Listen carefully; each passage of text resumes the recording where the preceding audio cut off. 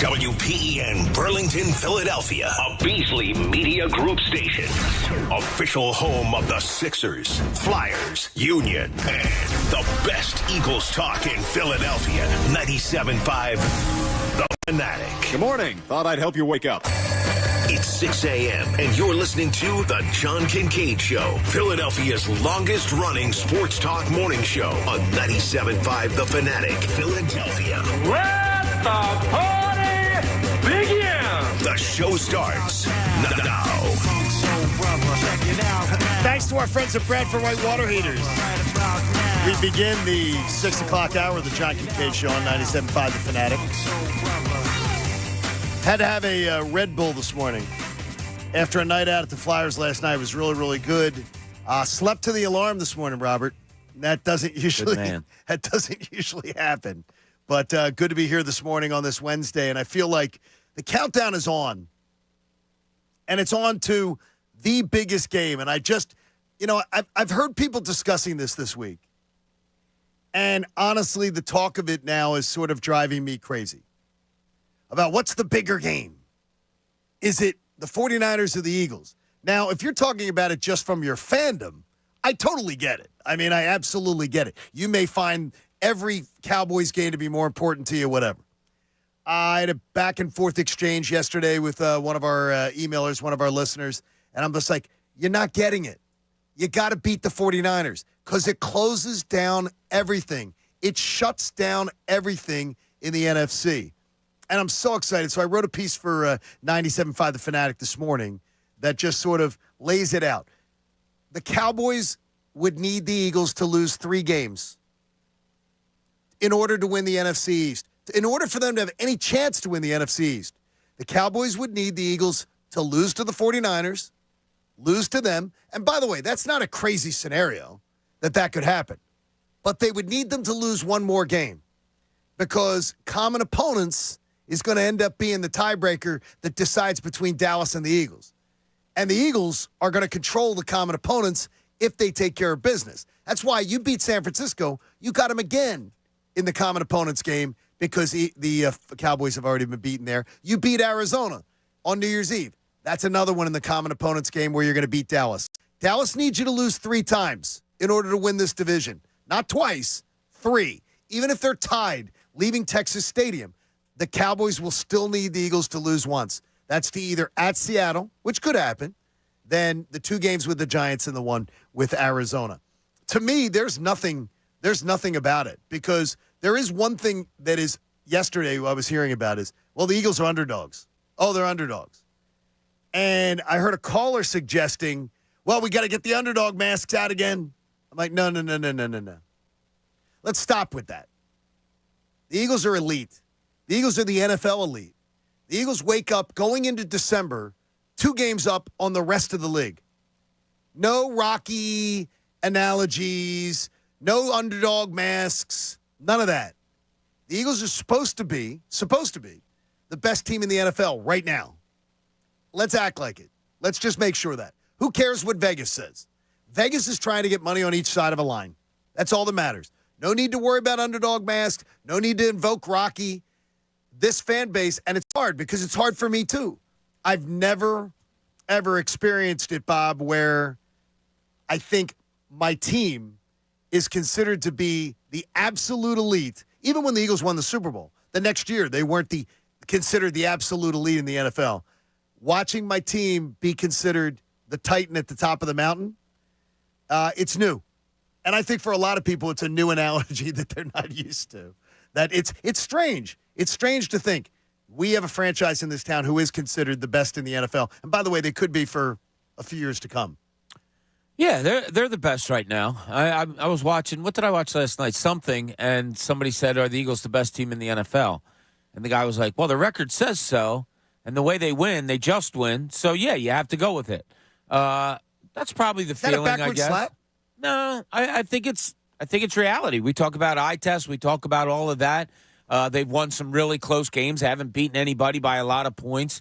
So, when you're looking for domination, that's what domination means, right? You're really beating up on people. They're just beating people.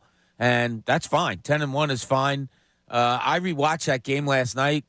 I was waiting to hear what you thought. We didn't talk about it beforehand because you said you were going to do it. Yeah, I just had a total different feeling than I did after watching it on Sunday, and that was, man, they made great adjustments. They really did. Brian Johnson, I think, needs to be applauded for the game that he had on Sunday as a player. The bad looks bad, but, man, if you really watch and think of what's going on and see the differences that he makes in the game, the changes that he made in that game particularly, he was really good on Sunday. Expound on that, though, deeper. Because like the run game especially, the way they ran the ball, like they started to go outside. They started to stunt their guards and centers and to go out to get the ball outside in the run game. The passing game was more dialed into where the zones and the man-to-man was being played by Buffalo. I'll tell you who the best player on the field was on Sunday.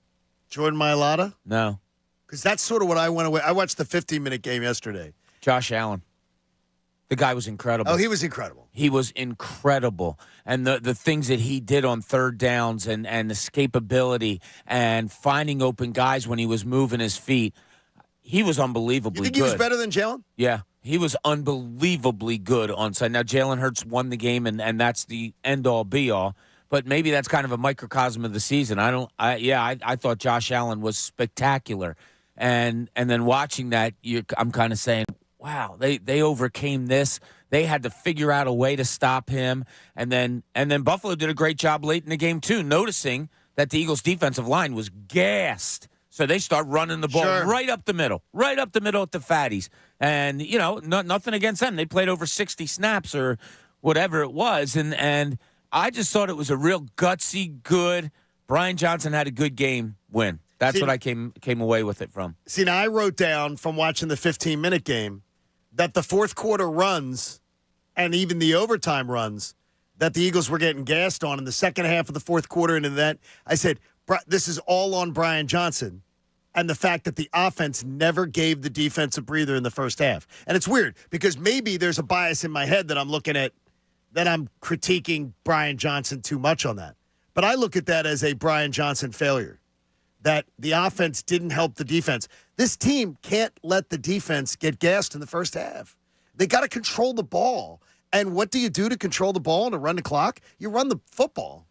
But it seems like it's always, let's come out and throw. And, Pat, I know that's an aggressive approach that a lot of people want. And maybe on Sunday it was the best thing to come out with. And that's the only thing, if I play devil's advocate with myself, maybe that was the best plan considering the banged-up secondary for the Bills. I had no problem with the game plan of throwing the football. I would have been mad if they didn't throw the football. I know a lot of people were annoyed with the first three plays just because they were throwaway plays, but I like the idea of, going after the weakest part of a defense. That just kind of makes the most sense. And it was something we talked about in the pregame show of I was worried that it was going to be smartest guy in the room. Oh, okay, well, their secondary's banged up. You know what we'll do? We'll just run the ball down their throat. No, test the secondary out. If they truly are that banged up, if they're that weak, test them out first. And then, you revert to something else if it doesn't work. And it seemed like that's what Brian Johnson did. So I didn't have a problem with the game plan on Sunday. I thought he had probably his strongest game of the season. That is Brian Johnson. The only problem is they didn't revert to the run till the second half. Yeah. Well, why does it take so long? Well, why wouldn't you attack what's weak on the other team? Yeah, because it wasn't. You weren't having weak on the other team. Is their secondary? And Sean Desai doesn't have great success until he adjusts in the second half. That's a good point. Is Sean Desai getting too much of a pass in the critique that it seems like it's all going to Brian Johnson? But one guy has the loaded deck, and I keep coming back to that. One guy has the absolute best talent you can have in the NFL, and the other guy has, I would say, better than average talent on the defensive side of the ball, but he has distinct areas of weakness that he's being asked to cover up from that Howie Roseman didn't fix. And Howie does a great job, but he didn't fix it for Sean Desai. Everything is there for Brian Johnson. There's no area of weakness for the Eagles on offense. You got great wide receivers. You got a strong running game. You got a great offensive line. You got an MVP caliber quarterback. There's nothing more than an offensive coordinator could want. Well, and the defenses aren't laying down. I mean, no. You're going up against I know. teams. It's not that simple, obviously. No, I didn't. I totally agree with what he did also. We talked about it on the pregame show. Number one key to the game was to take advantage of that Buffalo secondary, which was totally weakened by injuries. So, yeah, going after it, great. That's what you should do. That's what he did. I'll tell you what, there was some unbelievable blocking. The second series in the second half, the first play, when Swift went for, 38 yards, 36 yards, whatever it was, the blocking was just unbelievable. Obviously, on the last play of the game, the blocking. On the play design where Devontae Smith had the touchdown, A.J. Brown was also wide open in the corner. He could have had his choice of The either all 22 one. showed you that. And it was wide. Unbelievable. It was actually the easier throw. Probably if was. Jalen had yeah. wanted it, it would have been the easier Yeah, throw. because he threw that. It was a really good throw. He threw it Beautiful in throw. between Yes. three defenders. But, yeah, I came away, again, more impressed. I think we're getting too gut reactionary with the Eagles sometimes, where we come away on Monday or Sunday after the game and say, oh, man, another close win. Why didn't they do that? Why didn't they do this? Yeah, some of the offensive things they really stand out. And it's like, what are you doing? You know, why are you running a bubble screen to Julio Jones? But when you run 75 plays, there's probably going to be 6 or 7 or 8 duds. And those duds really stand out to us. But, man, when you come away watching and figuring out, oh, I see what he's doing here. I see the changes that he made. It's really pretty it's very not only interesting, but it's educational into what all goes into it. I went back and back and back on plays last night, and it was just like, wow, I really see what they're doing here. I went away saying Jordan Mailata had his best game of the year. And he was absolutely steamrolling people in the second half. And, Pat, they needed that because sometimes I think Mailata, we expected just, is that you go from Jason Peters to Jordan Mailata, and you're like, well, you expect, and you see Mailata be really, really good, that there's this heavy critique when he isn't. That offensive line still had a really good game in a lot of ways. Well, yeah, you needed Mailata to have a good game because you couldn't have both tackles. With Jack Driscoll out there, and I thought he got better as the game went on, but with Jack Driscoll out there, you couldn't have your right tackle and your left tackle, just be turnstile. So, I thought he played really well. I still think that the best player on the field was Jordan Davis, or not Jordan Davis. Well, I thought he had a really good game. Yeah, Jordan Davis did have a really good game. I thought he was probably the best player in the field. So, Bob, you don't know what you're talking about. And I went to Mailata, and Bob goes, and Bob, you had the best player in the field. I'm drawing a blank. Josh Allen. Josh Allen. So I mean, like He it was was. really good. You look at it all. Josh Allen was amazing. Yeah, his ability to extend third downs was frustrating as hell. And it reminded me of what Pat Mahomes did on Monday. His ability to maneuver out of the pocket, roll out, step up, delay until he found an open guy. It was like there was 10 almost sacks in that game again. Yes. And after Monday, it's like that, this Eagles team should probably have 40 sacks in the last 2 games. But, Josh Allen was great. Is Josh Allen, though, the guy who can just get you really close but doesn't close the deal? Are we 3 years from now going to be saying, okay, Josh turned a corner and now he's a championship level quarterback? Because it does seem like something derails it at all times. That turnover, that interception the other day wasn't good. Yeah, that was big. But he did a spectacular. He had that team on his back. On Sunday. That was such a good play by Bradbury. Such a good play. And I talked about it a little bit yesterday about the communication that they had before the play, the way he let the guy he was covering go to the safety and stepped into the slot and stepped in front of the receiver just to make that play. I put that more on, and I'm not just saying this because I thought Josh Allen was the best player on the field. I put that more on Bradbury making a great play than Josh Allen making a bad throw. I think it's fair. He just didn't see it. He didn't see him coming, and it was a great, great play by Bradbury. The All 22 shows that, and they explain it really, really well in the NFL Plus app.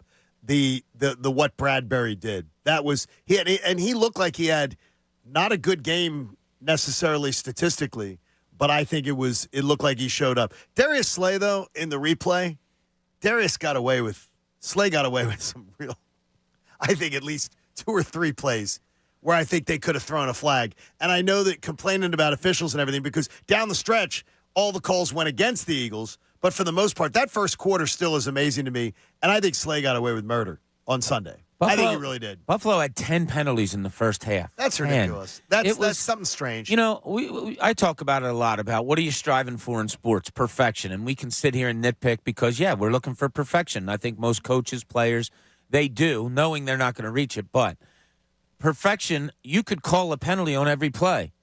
I mean, I really think you could. I mean, you look at, there was like 3 or 4 holdings that I noticed, and I was like, wow. There was one holding call on the Eagles that he just shoved the guy to the ground. I didn't think it was.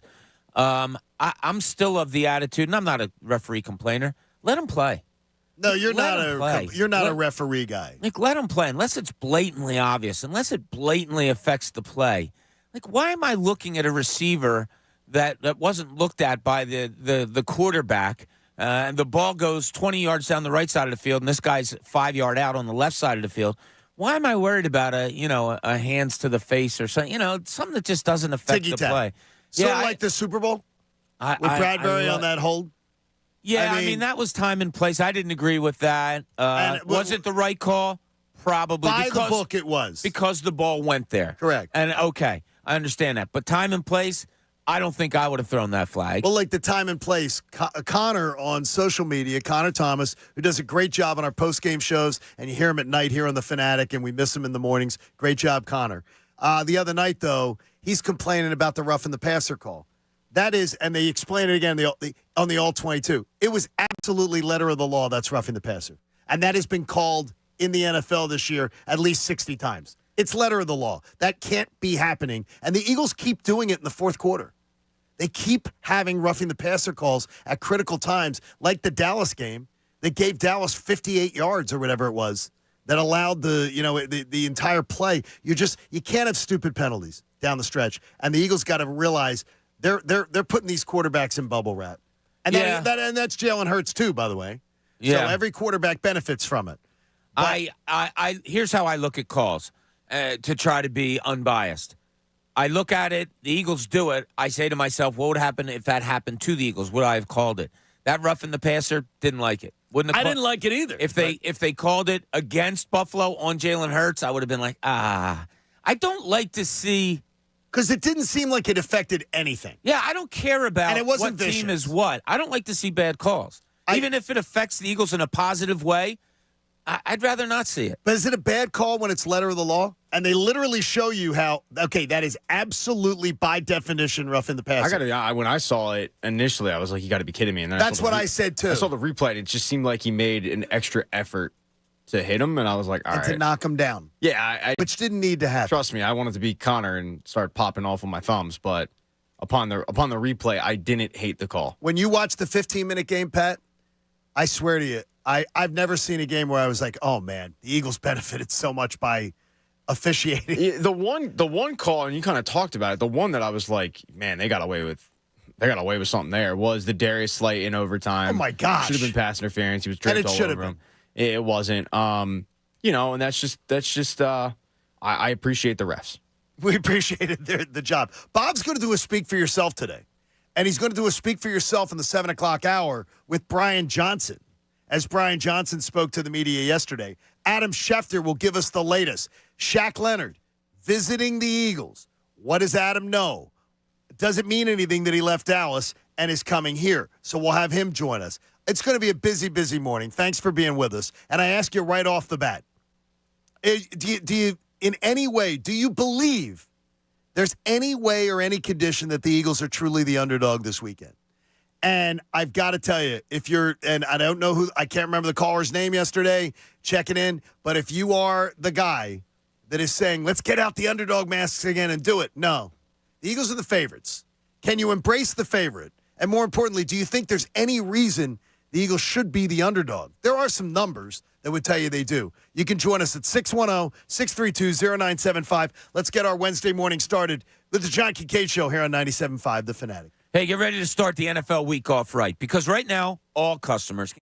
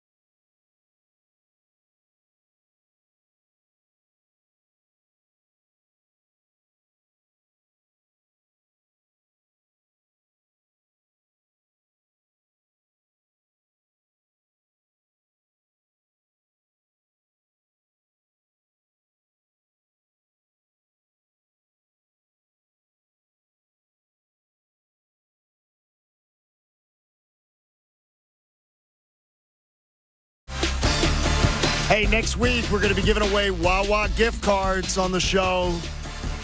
Happy holidays from Wawa. I stopped in our Wawa this morning, Pat.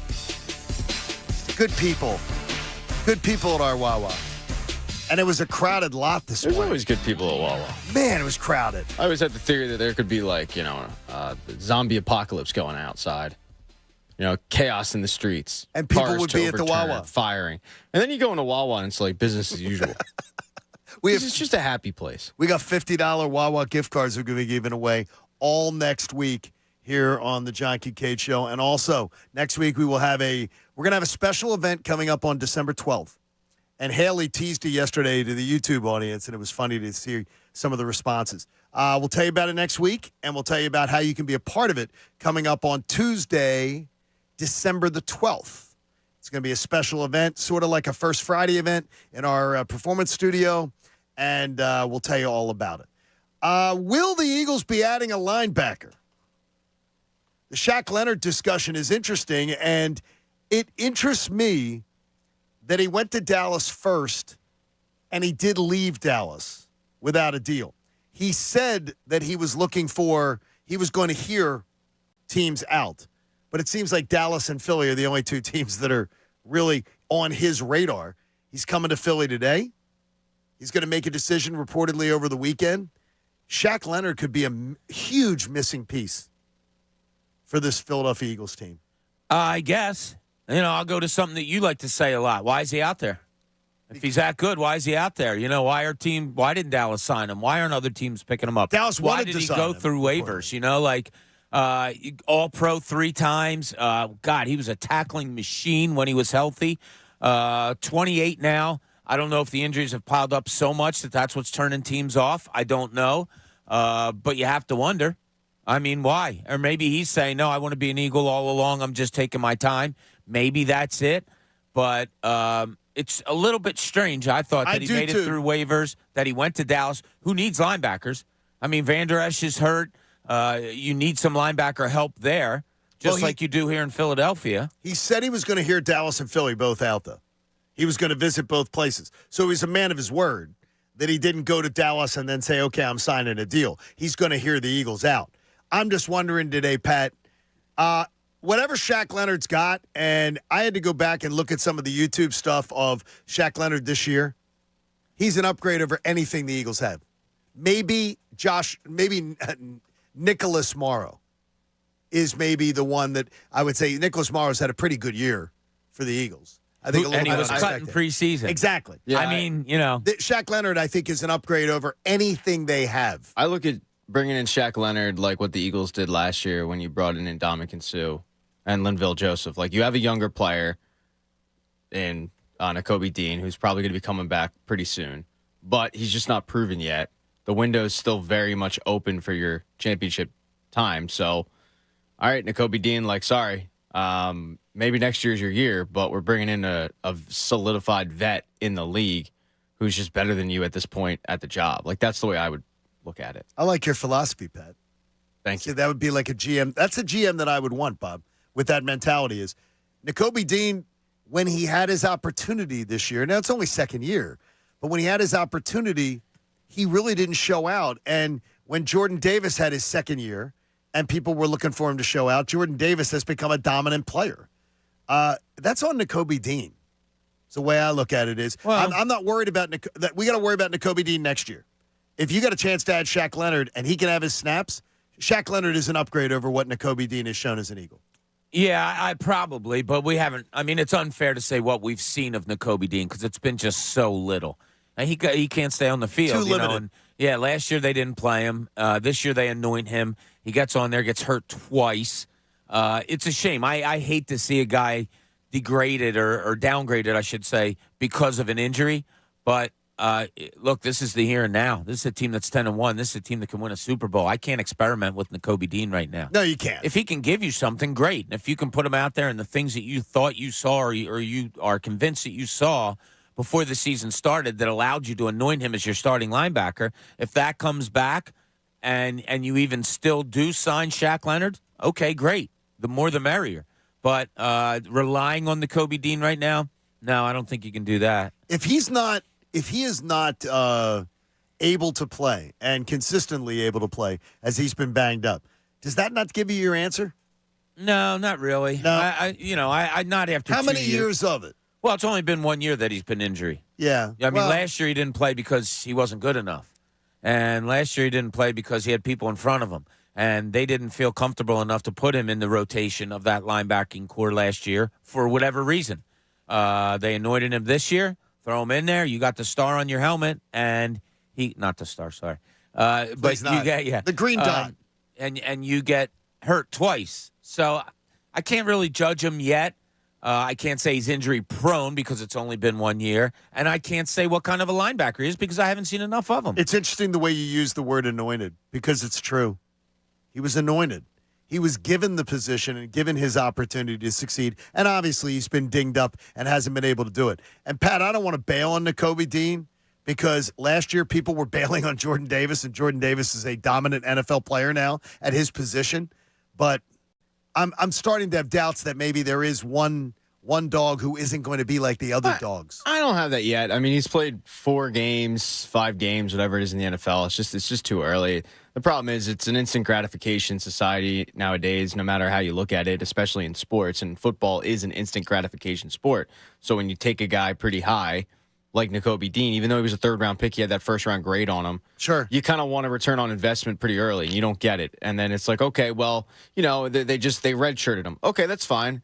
And then in year 2, when you don't see that instant impact on top of the fact that he's battling back-to-back injuries, the people start to kind of forget. Like, he's just played 4 or 5 games, so I don't know enough. It's a lot like Jordan Davis last year because I just don't know enough. I haven't seen enough of him to determine whether or not it's a hit or miss. But if it is a miss, it's a third-round miss. Okay, it's not the end of the world. You drafted the guy in the 3rd round.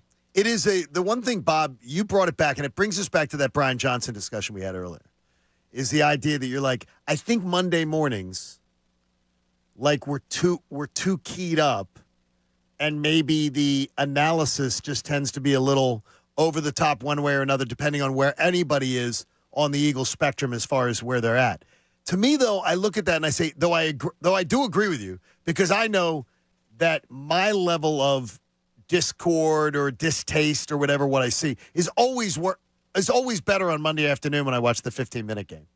It's always better afterwards. I'm always like, oh, yeah, that wasn't as bad as I thought it was in the immediacy when you can see it slower. And more importantly, again, I'll tell you the NFL Plus for $75 is a great investment. To be able to watch the All-22 and hear somebody explaining exactly what happens on a play is great. But to me, I do wonder when it's 11 games in, have we not seen who they are? Have the Eagles not shown us who they are at 11 games? I think 11 games is a big enough sample size. Yeah, I think Nakobe. you have a good fit of who they are if we're talking offensively. 2 great wide receivers, a quarterback that just refuses to lose, that makes the plays that he needs to make. I mean, he had a couple scrambles in that second half yesterday that were elite. The offense, while frustrating, if you can look at it this way, and this is what I thought about last night, there's going to be, out of 75 plays on average, say, there's probably going to be 6 or 7 duds. Ones that you're going to remember and say, oh, my God, the Julio Jones play. Or a Gainwell run in the red zone we seem to be having problems with, and I'd put myself there, too. Yeah, and as much as we're going to look at them, okay, we have to say, oh, that Gainwell run where he had 28 yards and took it to the 2-yard line, you got to remember that one, too. So if you can go in with it, and with any coach, any coordinator, anybody, out of 75 plays, you're going to run some duds. And I think we're harping on the duds maybe a little bit too much. I would agree with you. Because there are some really, really good plays out there. Good enough plays that they're averaging close to 30 a game. Good enough plays that, if you stockpiled that defense, as you said, John, if you stockpiled that defense, you're probably winning a lot of 30-14 of 30-17 games. And I think you'd be perfectly fine with that. It's not happening that way. The other team is scoring on you a little bit. You're not good at getting off the field in 3rd downs defensively. So there's some things that keeps games close, more so than the offense that we harp on a lot. I think one thing is clear, to me at least, and it backs up something that I thought before the year. Slay and Bradbury are not having great years.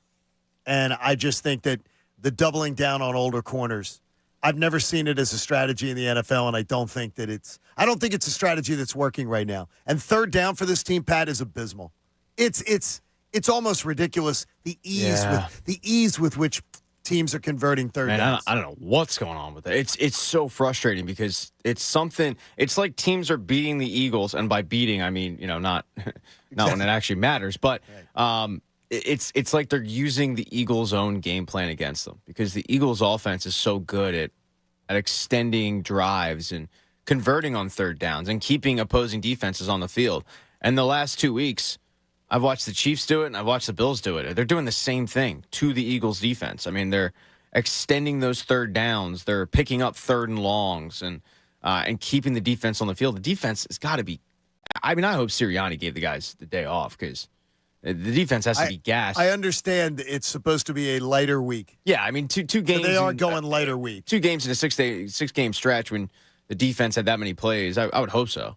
It's gonna be crazy. There's and there was talk. Who'd they let go of yesterday? Job? No, Josiah Scott. Josiah Scott. I'm sorry. So there was talk. Are they going to look to bring in a defensive lineman to plug in there because of exactly what happened? Now you will get Milton Williams back this week, which I think is huge. That is sweet because those guys watching and I say this in a very loving way. The 2 fatties yesterday, because they really stand out in Carter and Davis. They were on the field an awful lot, and they were all over the place. Even into overtime, they were. Jordan Davis chasing down Josh Allen on a third down on a scramble. And you guys, I'm sure you saw it on Twitter. They said he was going close to 17 miles an hour. Fastest tracked, I think Andrew Salchunas said fastest tracked it that weight. That was incredible. It was incredible. I'm looking at the guy, and I'm like, wait, he's 350 pounds and he's running like that? And I thought the best part of it in my eyes was he went down on the ground, just laid there, and he's like, yeah, come get me because I'm spent. Pat said it yesterday. I loved it. I loved it. Yeah, that was one of my favorites. He was so gassed. To the tune of, go ahead, I'm sorry, Well, Pat. that won't be the first time that a guy has been down on the field not getting up, and I went, I am not concerned at all about an injury. Right, even some of the Buffalo players kind of came over We're and laughing with him. We're just kind of like, you cool, man? And he's like, yeah, I just not getting up right now. He fell in his stomach. So I wondered whether that he was running that fast, then he falls on his stomach, whether he had the wind knocked out of him, and he was just like, look, I can't go. I don't think there was any wind in him to knock out of him. Yeah, that was go ahead, guys, I'll catch up later. Hey, yeah, it really was. It really was. That's a good way of putting it. I'll be with you in a minute. Just roll me off the field. Yeah. Put a tarp over me. Hey, NBC, you might want to go to commercial here because I ain't getting up for a little bit. Stay big with the Fanatics deal of the week. This week only, you can get 2 Bear Creek Mountain Resort weekday lift tickets for the price of 1. That's just $52. This is the old Doe Mountain. I didn't realize this, the Bear Creek Mountain Resort. I loved Doe Mountain back in the day, and I can't wait to try Bear Creek Mountain Resort. $52 for 2 lift tickets because you're getting 2 for the price of 1. So whether you buy them for yourself or as a holiday gift, Bear Creek offers skiers and snowboarders tons of winter fun. So you can check out this exclusive offer now at 975thefanatic.com, keyword deal. And yes, tickets will be limited. So, Bob, you're not a skier, right? I have skied. Yeah, I did enjoy it back in the day. With my back now, I don't think it would be real smart for me to get out there. But I loved skiing back in the day. Oh, we used to have so much fun going. Yeah, Pat, snowboarder?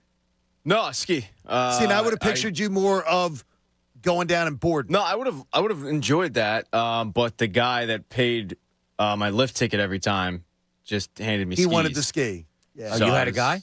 Oh, I got a guy everywhere, Bob. You got a guy. Yeah. He's got a guy. I got plugs all over the city. He's got a guy. I got a guy. That must have been fun. You see? Did you enjoy skiing? Yeah, I did. love skiing. I did have yes and no. I had an instance where we decided to go down the Black Diamond. Oh no. On the incline. Oh no. I fell. Yes. My ski popped off. Oh, Trying to put a ski on the Black Diamond on the incline. Not good. Yeah, it wasn't. But, you persevere. And, guys, I'm living proof that you can get down that mountain. My buddy Joe took his wife, his beautiful wife Liz, who he can thank me for, they're skiing, and he tricked her into going on a Black Diamond. That's just dumb. I like Joe a lot. He's a real good guy. I like his son, Joe. But that's dumb. That's just an idiotic move. Like, that's stupid. I told him, I said, she should have MF'd you the whole ride home. Because there was just one little part of the Black Diamond they had to go on to get to a blue. And so he said she can handle that just to be able to do that. And she literally took her skis off on the They just start walking down. Yeah. The first time I ever went skiing, I go down the bunny slope. I realize it's the bunny slope. And I'm like, Pat, you are crushing it right now. You're basically a professional skier. And so, the person I was with was like, yeah, all right. So that was the bunny slope. That's the bunny. That was humbling. Yes. And then we went down an actual slope, and I was like, yeah, okay. Take care of the... What's it go? It goes bunny, then what? Green, and then... Green, blue, black. Blue, yeah. Okay. And then Black Diamond. I think I did the blue. I got good enough to do blue. I never did. I Obviously, only didn't did do blues. black. Blues and greens. There you go. But I may have tried the blue once when I felt comfortable, but mostly I was green and bunny, man. Bear Creek Mountain Resort, Terrible $52. bunny.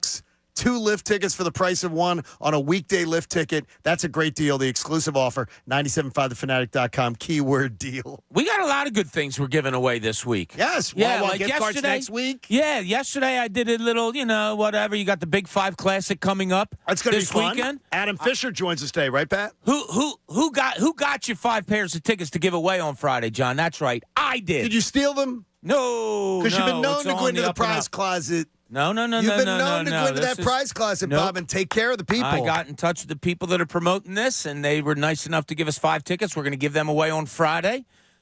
Today. That's awesome. Today we have a Big 5 coach in the house, right? That's going to be great. Adam Fisher will join us Fisher's today. in the house from Temple. And then Friday, Stevie Donahue from the University of Penn, head coach. He's going to join golf us. swing. I've seen Steve's golf swing. I'll tell you what, just a little.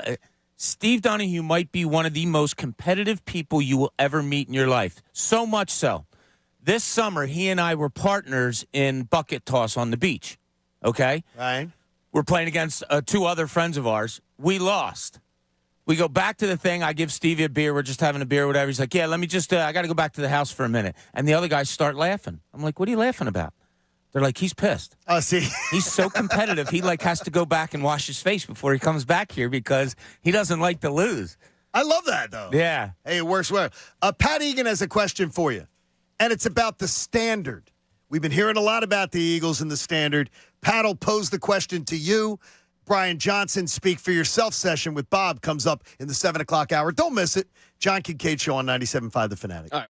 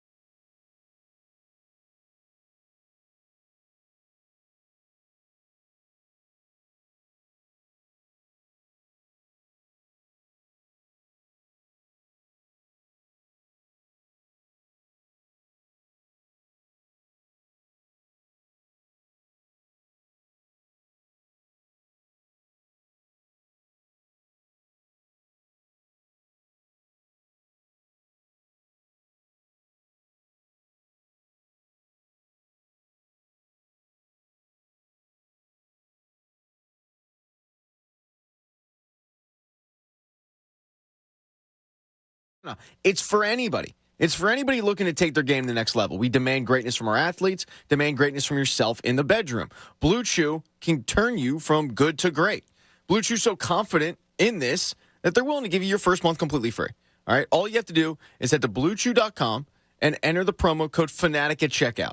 They'll send you your first month free. All you're doing is paying the $5 shipping. It's $5 to turn Wednesday into hump day. So head to BlueChew.com. That's BLUE Chew.com. And don't forget to enter the promo code FANATIC.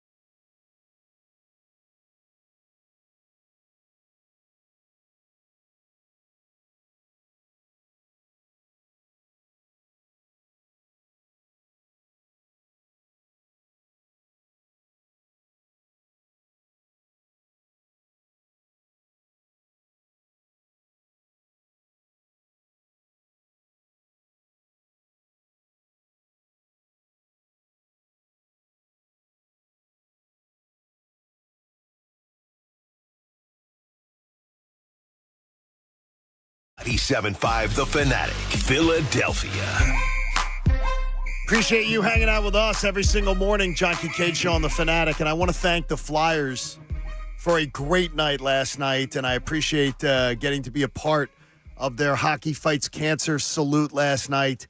And the Flyers kind with a Hockey Fights Cancer night jersey signed by the team and everything. It was so nice. The Dan Hilferty, the governor, and, of course, Keith Jones. Appreciate him and the entire Flyers team. I appreciate them for the support last night. It was great. And if you were in the stadium, I appreciate the applause, too. It was a really, really fun night and for a great cause. And to watch the young boys that are fighting cancer be saluted last night, absolutely at one point in the first period.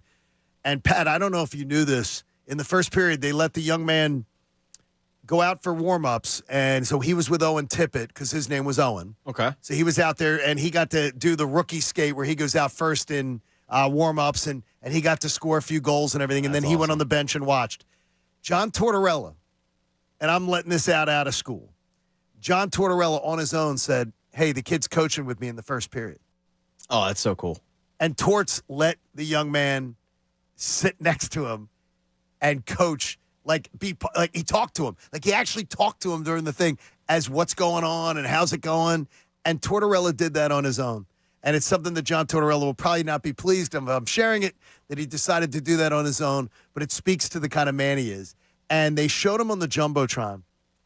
And when the kid was shown on the Jumbotron, he was overwhelmed with the cheering of the crowd. Yeah. He just started to hug Tortorella. And John went in for the total bear hug. It was an awesome moment last night, and congratulations to all those young men. Yeah, that's really cool. Two things. One, we need to check Little Owen's coaching ability. I mean, the Flyers went down 4-1, so it was 1-0. He was only there for the first period, so okay. it was 1-0. All right, we'll get But, on that. 6 skaters right away and not having a goalie wasn't the smartest No, decision. probably Now, not. Torts did say to him, look, I didn't like that line change you called there, Owen. It's a learning experience for It was Owen. awesome. And do they honor you down there every week now? You ring the bell last week, you get honored this week. Like what's going on? It was you buy stock? It was really, really kind. It was really, really kind. Did they have you out on skates last night? No, I was on the Can you skate? Jumbotron waving. Yeah, I was on the Jumbotron and waving out to the crew, and it was an amazing experience last night. That was a lot of fun. I appreciate it very, very much. And as we begin here, Pat, you have a belief system that there's been so much talk about the standard. But what you want to bring up on the standard, I thought was incredibly intriguing.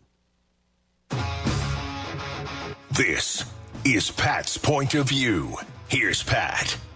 So I was joking with Andrew and Bob during the pregame of we all know what's going to happen. They're going to go out there, they're going to play this game, win or lose, and after the game, we're going to hear about how they didn't meet the standard, right? Because this has happened 11 weeks in a row now of Jalen Hurts or somebody, Sirianni, whoever it is. Normally it's Jalen Hurts. Talks about, we still haven't reached our standard. And you just get tired of hearing it because it's like, all right, at what point are you going to reach the standard? And we think that the standard is what happened last year. And we had a caller bring up yesterday, like, dude, you got to stop thinking about last year. This is a different team, albeit there's a lot of the same personnel, but it's a different team. They're playing different opponents and all that. And they have not looked great the last 2 weeks. Just haven't. They've pulled out W's, but, it's been probably closer than we wanted to admit. Some players haven't really performed up to the level that we know that they can, and I'm talking this season. Right. So I'm starting to think that there is a standard that's been set, but the Eagles just haven't reached it the last 2 weeks. And the standard is, it's they're going to win a game, and A.J. Brown's going to go off, and Jalen Hurts is might have a turnover here and there, but like there has been a standard set, but it hasn't been reflected in the last 2 weeks. And is there a new standard in the city for the Birds that we can't really wrap our heads around because of what we watched last season? Are you saying the standard maybe is set too high? I'm trying to just clarify. Yeah, so I'm saying that the standard for us, and when we hear it, and I think initially when it was mentioned by Jalen Hurts early in the season, was last year's team. So that when we keep hearing the standard, we keep thinking it's last year's team. Now, I'm sure if you ask the guys in the room, they go, yeah, okay, we want to get back to that. Who doesn't, right? Who doesn't want to be up by 17 at the half? But I think the standard has been set. And I think the standard is, you're up at the half. Might have not looked as pretty as we might have wanted to, but they're going to win the game comfortably. We're going to be kicking back. It might be dicey there and it might be frustrating. But what it's not is it's not A.J. Brown getting one catch for 8 yards or 5 for 30 or whatever it was. What it's not is giving up all these third down conversions. What it's not is losing the time of possession battle. Like, that's not the standard. The standard is more apt to winning time of possession battles, converting on third downs, putting up a decent amount of points, getting sacks, getting to the quarterback. Like, it's not as pretty as last season, but I do think that there has been a standard set this year. And I don't think the last 2 weeks the Eagles have reached it. Is the standard too... Like last year, we were never going to have that again, right? Well, we were never going to have a season like that, right? And I think it clouds my judgment. Honestly, I think it does. It clouds mine as well. Because I remember those Sundays, and I always reference you in the Legos. I remember Sundays not being stressful. This has been a really stressful 10-1. Last year, 10-1 was not stressful. It has. In the least. And what's gotten me to this line of thinking is the fact the last 2 weeks have really felt like, man, they dodged a bullet. Yes. And we've gone through it with the Chiefs, like on the road, 21 points, turnovers, A.J. Brown not coming up, and they won. That's not the standard that was set earlier in the year. So while, I think that probably we've been a little bit, just blinded by last year, and I'm sure that the team does want to get back to that. I think a standard has already been set for this squad. They haven't reached the last 2 weeks, because the last 2 weeks has been a noticeable difference than previous games this season. Yeah, getting down by 10 points at halftime, having to come back. You're absolutely right on that, Pat. It's funny. I'm looking back at last year and how, air quotes, easy it was. All right, first game was a struggle. Then you go blowout. Jacksonville at home. Remember that game? It was raining like crazy. Yeah, and they got behind. 14-0. They got down 14-0, wound up winning by 8. We went out to Arizona. Horrible game. They were lucky that the field goal was missed on the last play of the game to wind up winning that one 20-17. You beat Dallas at home 26-17 in what was an awful game. You crushed the Steelers. That was a game where it was... Remember, it was a beautiful day. A.J. Brown just went crazy. What, he had 3 that day? Yeah. And they were double-teaming him, and he was like, yeah, you're down, and you're down. I beat both of you. Then you go to Houston, and if I recall this correctly, it was a Thursday night game, and the Phillies were in the World Series. Ugly game, but they were always in control. They only wind up winning by a little more than a touchdown. You lost to the Commanders. Indianapolis, you only won by 1. And you came back with 14 in the fourth quarter, Very much of a struggle in that game. Now, here's where it's funny. Like the Packers game from last year. We'll accept it because it was last year because there was blowouts. But if it was this year, it would be one of those, another struggle. 40-33 they won. Rodgers got hurt, as I recall. But that was a struggle of a game. They knocked him out of that game. Yeah, that was 40-33. They only won by a touchdown. A little bit of a struggle of a game. Then the Titans here, you absolutely crunched. 35-10. All right, then the Giants, you beat up at the Giants. Remember that game? They put up 48-22. And then the Bears, where Hurts got crushed. You only won by 5 points there, and then the season's kind of decided, and Minshew comes in or whatever. But there was some more. How did you describe it, Pat? The games that you win this year, struggles or frustrating, whatever. Anxiety. There was more, I think, last year than we seem to remember. Because I think the blowouts tend to be they wipe it away. You're right. They wipe it away. The Pittsburgh game was my game in the stands last year, and I remember that one vividly. I remember the blowouts vividly. Yeah, you usually do. And I guess my point is, like, when you look at some of the games this season, and some of them, by the way, they looked a little uglier at times. But you look at Vikings; they're up 27-7. Yes. Vikings end up coming back a little bit, but the Eagles end up winning the game. They made it a one-score game, I believe. Exactly. That's my point, right? So the anxiety level is, with that one, okay, the Eagles are back. That's the team we saw last year. Wait, what's going on? They're letting the Vikings back in this game. You've got the Bucs. You're up 25-3 at one point in that one. That was never in doubt. That's because you guys were there. Dolphins 17-3. Now the Dolphins end up tying that game up, and then that leads to my anxiety level going up with that one of what the hell is going on. But my point is, you're up 27-7, 25-3, 17-3 at one point in the game. Like, that's to me more of the standard that's been set this season, not being down at 10 points at the half. So I think that the standard's been set. I think we need to accept it, and it's more anxiety ridden this season than last, of course. But they have not reached the standard the last two games. I think it's fair. You know, if there is anxiety, it is. And Pat, that's a good subject. If there is anxiety, you want to get rid of it, look at the schedule the way you did before the season started and look at the results now. I mean, you went into this part of the season thinking, oh, man, and we just did it a few weeks ago. If they can come out, I don't know, 4-2, 3-3, it'll be okay. They're beating all these teams. They were down, the last 2 weeks, you're right, Pat, 10 points at halftime. But to two of the best teams in the league that we thought before the season, in the Bills, in the Chiefs. You were down against the Cowboys, another team that we thought was going to be a good one. But guess what you did? Came back. Yeah, you won them all. So if there is kind of anxiety or trepidation or however you want to put it, I think that's the way you get over your angst by God, this team is just good. They just win. Even my buddy who's not a huge Jalen Hurts fan was laughing when we went to lunch the other day and just said, all the guy knows how to do is win. I mean, he does. He makes the plays to win. He does. He certainly does. Good job, Pat. I like that one.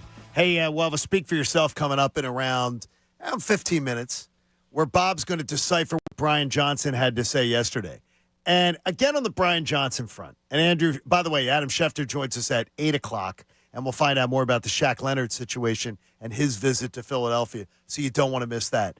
Again, on my Brian Johnson thing, I just feel like, and it's weird because it's exactly sort of what Pat pointed out earlier on in the show in one of his comments, that last year is biasing me slightly against my Brian Johnson.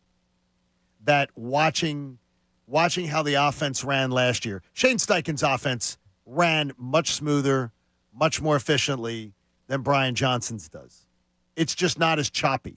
You didn't have long periods of games where you were going last year with Shane Steichen. What the hell are you doing? All right, so what's the biggest but to that? But it's a first-year coordinator learning his way, playing calls. He's never called plays in the NFL. Mine was different. Mine was, but the results are the same. Yeah. You win, and you're scoring 28 points a game. And you're playing some tougher opponents. Yeah. Because honestly, right now, we're heading into December. The Cowboys are 0-2 against winning teams. The Eagles are 5-0 against winning teams. So that just says to you there, both teams haven't played a ton of winning teams, but Dallas has a schedule that sort of reminds us of last year's Eagles schedule, when the Eagles were taking all that grief for not beating anybody. Dallas has that schedule this year. Yeah, one of the things that I loved seeing the other day was the Eagles have played 6 of the top 12 defenses in the NFL this year.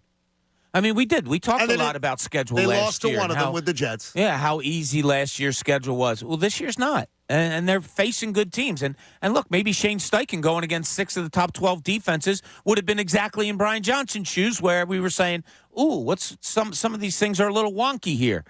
I don't know. But as I said, the biggest but to what you said, John, to me is the results are the same. Yeah. When Bob uses wonky, it always puts a smile on my face. It's just not a word that I have in my vocabulary. I like it every time. Leslie in Maryland joins us on the John Kincade Show. Good morning, Leslie. What do you got on N'Kobe Dean?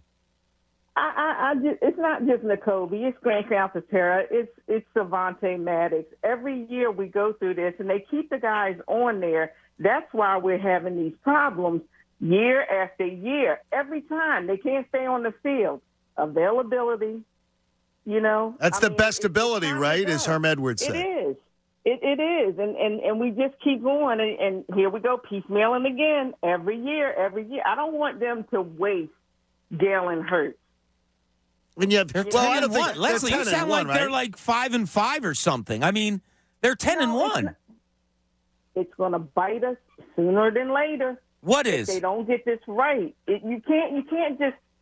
I know we're 10-1, and I am happy. For everything that Howie does. You got to do a better job. Yeah, I know how that sounds. But you really do. You can't having these people on the roster that are consistently hurt. Well, if they beat the 49ers, then what then? Because they beat the Chiefs, they beat the 49ers, If they beat Then- the 49ers. Yeah, I'm saying, like, if they beat the 49ers, then what? I understand, but we're getting to the point where we're almost at the playoffs. One game and we're out. Yeah, and that's what scary. I don't want. Thanks, Les. Nobody wants that, but Nobody I mean, wants it. If I got to look, say, I if you find beat that the- call shocking. Yeah, if you beat the 49ers and you've beaten Dallas, you beat all the contenders. I do. I'm not going to be walking in the playoffs scared. Okay, we're not going to talk draft now. 'Cause The Giants are doing that already. But there's three picks in the first 2 rounds on a thing. I hope the secondary is going to be addressed twice. Oh, see, I want right tackle.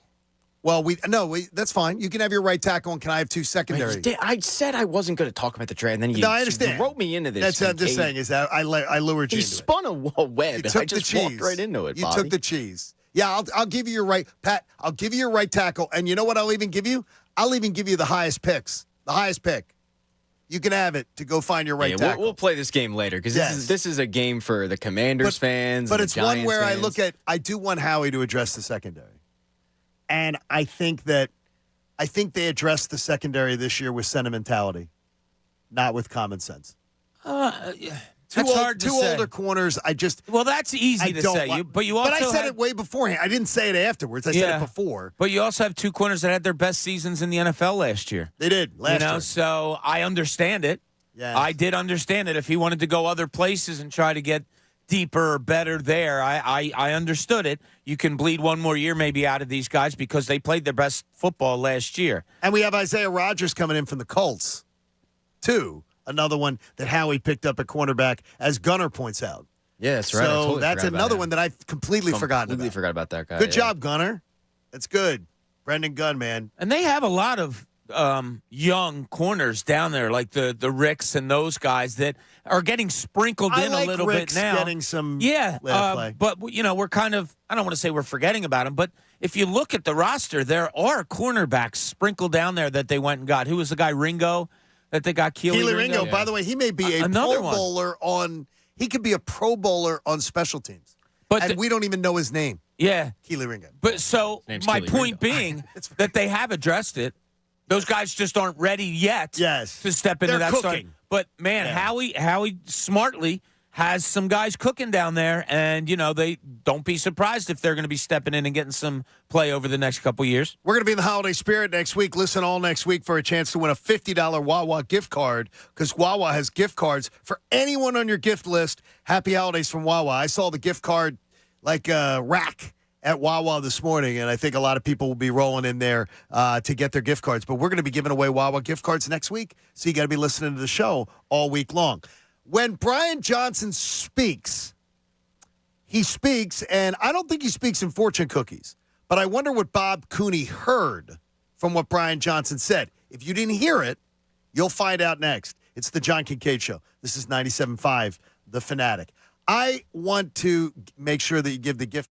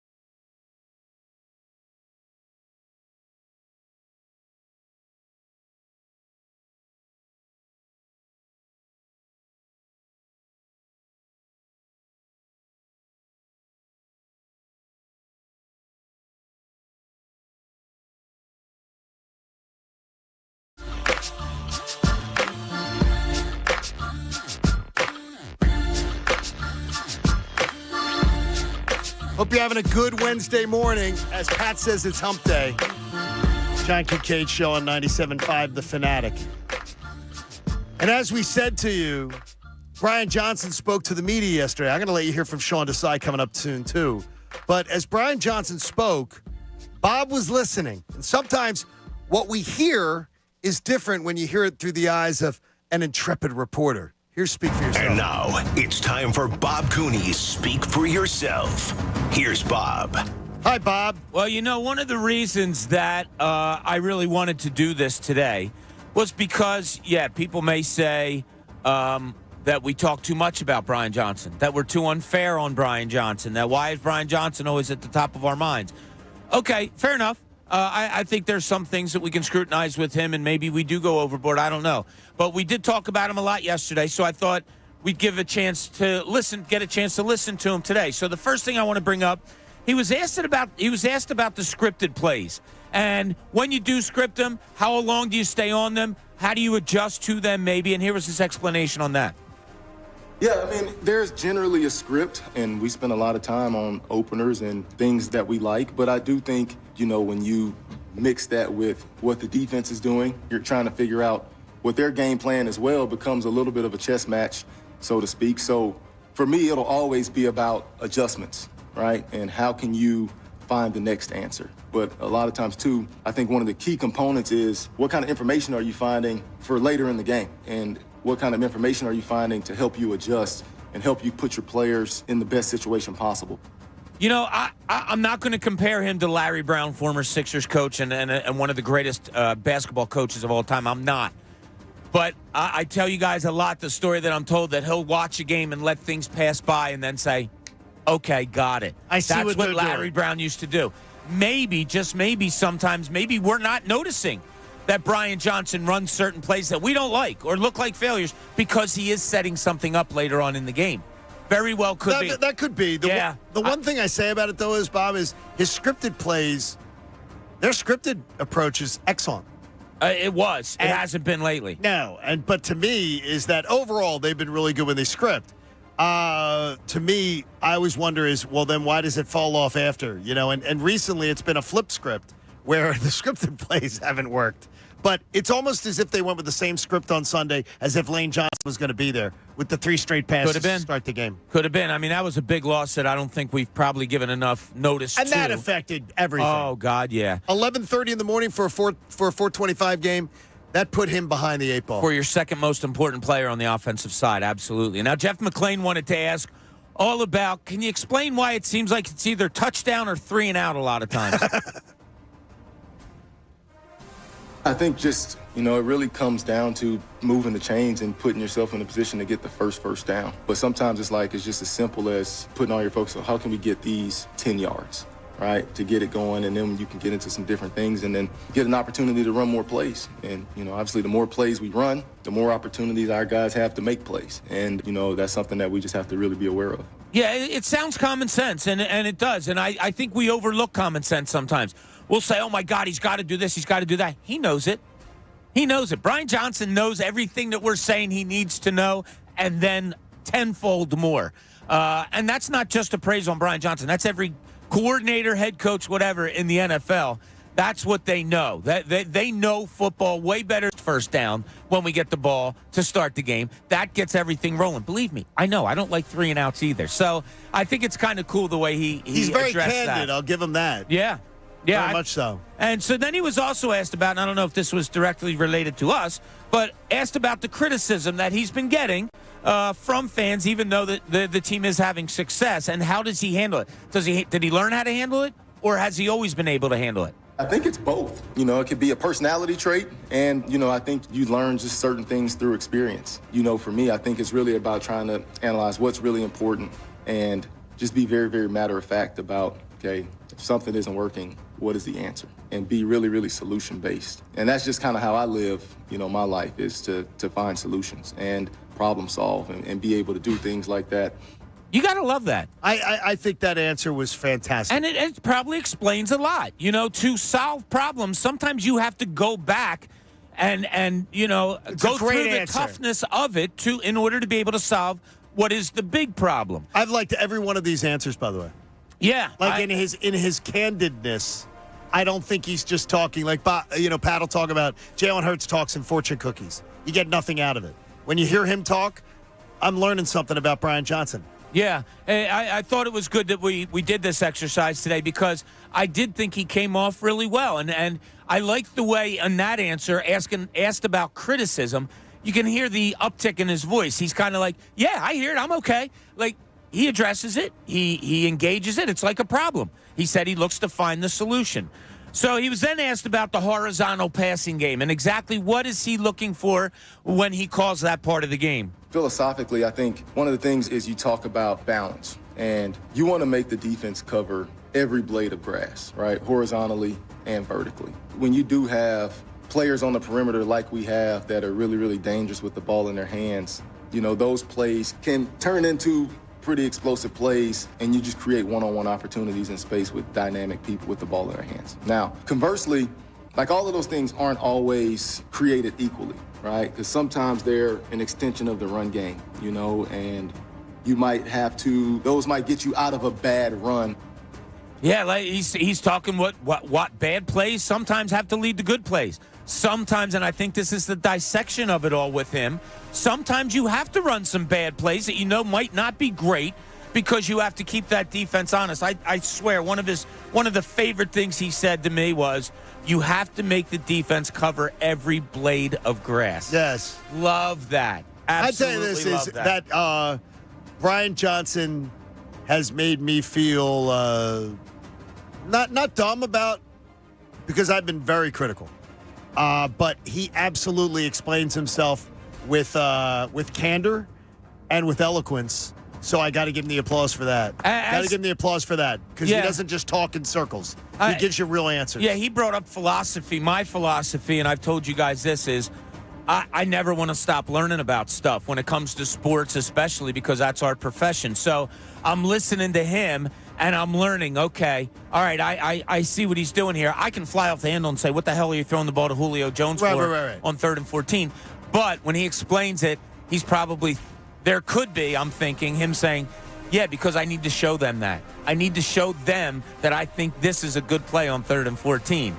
Or something along those effects. But, yeah, I was impressed with listening over and over again to Brian Johnson yesterday. The more he speaks, the more I respect his answers. And that's bottom line. It's really, really good. Good job. We love to speak for yourself here on the show. Always a good time. Sean Desai also spoke to the media yesterday, the defensive coordinator, and he was asked about the challenges of getting the Bills off the field because the Bills kept connecting on those third down plays and extending drives and really driving the clock. I think it's a function of everything. It's a function of me putting our guys in better positions and then our guys executing and straining a little bit longer when you play a quarterback like that, and good experience because that's what will help mitigate some of our rep counts too, is getting off the field in those critical situations. And that's what I talk about with the rep counts and stuff like that too, is that the defense has to get off the field on some of these. Some of the third down conversions were so easy on Sunday. Like wide open guys on the sideline just catching the ball, stepping out of bounds. Or it was almost comical in the way that they were doing it. And then Josh being able to break, like Josh Allen, they on their attempts to take him down, 3 and 4 guys have opportunities and they don't connect. Tackling has got to get better. It's funny. You talk about pitchers in baseball, quarterbacks in football. They're always your best athletes, right? If you're starting a baseball team, John, and you look at the kids throwing, you're like, wow, okay, that kid's going to pitch for me. Or you're looking at a kid out there that's throwing a football, having a catch, and you say, whoa, that kid's going to be my quarterback. They're usually the guys that stand out. Josh Allen did that, I thought, on Sunday. With his legs, with his arm. He was fantastic. Like I said, to me, he was the best player on the field on Sunday. One of the Buffalo broadcasters, local broadcasters that does the games, said in a radio interview that they thought it was his best game of the year. Is that right? And they lost. Well, he almost. But he said, they thought it was his best game of the year. I mean, he had over 400 yards himself, if I'm not mistaken, 340 and 80. Yeah, so it's unbelievable. He was a monster, and it made me feel better about that win after watching it again yesterday. Was that, my God, that guy had an unbelievable performance, and yet there you have Stephon Diggs on the sideline getting pissed off about stuff. There you have a performance by a quarterback like that, and it still comes out a W for the Eagles. that makes me feel good. Like, okay, they gave it. You took their best shot, and you were still able to come away with a win. Hey, Sean Desai talked about the challenge of facing the 49ers on Sunday, which is a huge, huge mountain to climb. They're very challenging. You know, they've got a lot of great skilled players there, and I think Coach Shanahan does a tremendous job with the scheme and putting those guys in positions to make plays. So they'll present a really good challenge for us, and I think our guys will be, as a staff and the players, we're looking forward to that challenge. They're looking forward to the challenge. I didn't get much out of that answer. No, it's like anytime you're facing a really great opponent, you say, "Yeah, I'm looking forward to the challenge." I didn't look forward to boxing against Billy Walton because he always kicked my ass. So I'm not going to say I looked forward to the challenge. I didn't like tasting my mouthpiece because he hit me so hard. You didn't really dig that. But I do hear it, and I do believe it. In the professional level, yeah, I do. I think when you have a team coming, you're like, yeah, all right, let's go. I know I would. I know the coaches that I've been around, are that. It's the excitement of a LeBron James coming to town, of somebody talking smack and your biggest probably opponent for that NFC title. Now, finally, are you looking forward to Adam Schefter at 8 o'clock, by the way? I always look forward to Adam good. So Schefter. you're just Wednesday, like Sean 8 a.m. is one of my favorite times of the week. Sean Desai talked about, is he looking forward to facing Brock Purdy, and how do you handle it with the game plan? I think Brock's playing at a really high level. He's really efficient with the ball, getting the ball out in rhythm and timing to his receivers. I think they do a good job mixing the run and pass, and he's slippery. He's a little bit quick and can be evasive in the pocket, and he keeps his eyes upfield and is able to target some explosives downfield that way, too. So we'll have to have a good plan of corralling him and then getting tight to some of these routes so we can contest some of these throws that they throw. He's slippery. He is slippery. And he does have a little bit of that swagger to him, that a confidence. Yeah. It's 3 weeks in a row you're facing a quarterback that has a really good ability of getting away. And, it was kind of frustrating watching yesterday. The Eagles mostly sent four. Win your one-on-one battles. They stunted a couple of times, tried to do some things. Jalen Carter at one point goes outside and takes on two. It's funny. You think defensive player, I'm rushing the passer. He was just getting out of the way and taking two guys with him in order to allow Josh Sweat to come up the middle. But the Eagles didn't get there a lot, and they didn't get there a lot against Patrick Mahomes. It's something they're going to have to correct this week. I really believe that. All right, I want to get Jay in here from Westchester. Jay, what is your theory on the 10-1 and the over-criticism, maybe, of this team? So first things first, Sean, I just want to commend you for beating cancer a third time. I just went through that experience with my father.